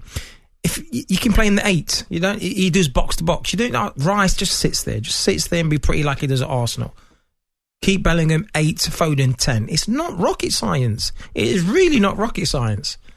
Am I the only ex-footballer who can see this? Who can see what? I think there's a few people saying a similar thing, mate. Yeah. Like you said, there is a problem on that left-hand side. Interesting points that our man's just made there on that left-hand side. I think Anthony Gordon can do a job out there. We're going to find out on Tuesday, aren't we? Yeah. Gary, how are you, mate? You well? I'm great. How are you? Mate, that sounds a familiar accent. Whereabouts are you from, Gary? Lancashire. I'm from Blackburn. Go on, this is what we like, a Blackburn loving on the show, man. I'll just let you two have a chat. Yeah, let's have it. Because I can't understand what's going on. Go on, mate. What do you want to say? Well, I'd like to say, you might not remember this, lad, with you only being a pipsqueak, you know. Go on. But Stuart Metcalf. Of course I remember Stuart Metcalf, yeah. He were at Rovers when I started going to Rovers late 80s, he was still there. Yeah, well, played Newcastle away. Cross comes in, and centre forward heads it down. Metcalf takes it down on his chest, taps it up, plays it back to the keeper, ends up chipping him. Beautiful. I love an old goal. If it had been centre forward, it would have been. goal at season. Gary, do you remember Mark Atkins' own goal against Liverpool in FA Cup? Oh, don't mention it. It's a bad one, that, isn't it? Oh, check this out, right? Like Let me tell Jermaine this, right? We got Liverpool in FA Cup, right? 1990, 1991, around that time, Liverpool were champions at top division. We were in second division. Got them at Ewood Park. Simon Gordon scores. We're 1-0 up. 89th minute, right? We're beating the champions of the country. I think it's Steve Nicol who's got it right-hand side. He crosses it at back post. Mark Atkins at the time was playing at right back. He's had a great game. He's on his own. Nobody's on him, right? Ball comes over. And he's trying to put it out for a corner. Just trying to knock it out for a corner. Shanks it into the bottom corner, doesn't he? One apiece. Has to go for a replay and we end up getting knocked out. We were minutes away, weren't we, Gary, from knocking him out at FA Cup, pal? We were. And on the England thing... Yes. I'd just like to say I've never been so bored in my life as these last 2 England games. I've been to 6 World Cups watching England. Yeah. 5 Euros, and now it's such a pain to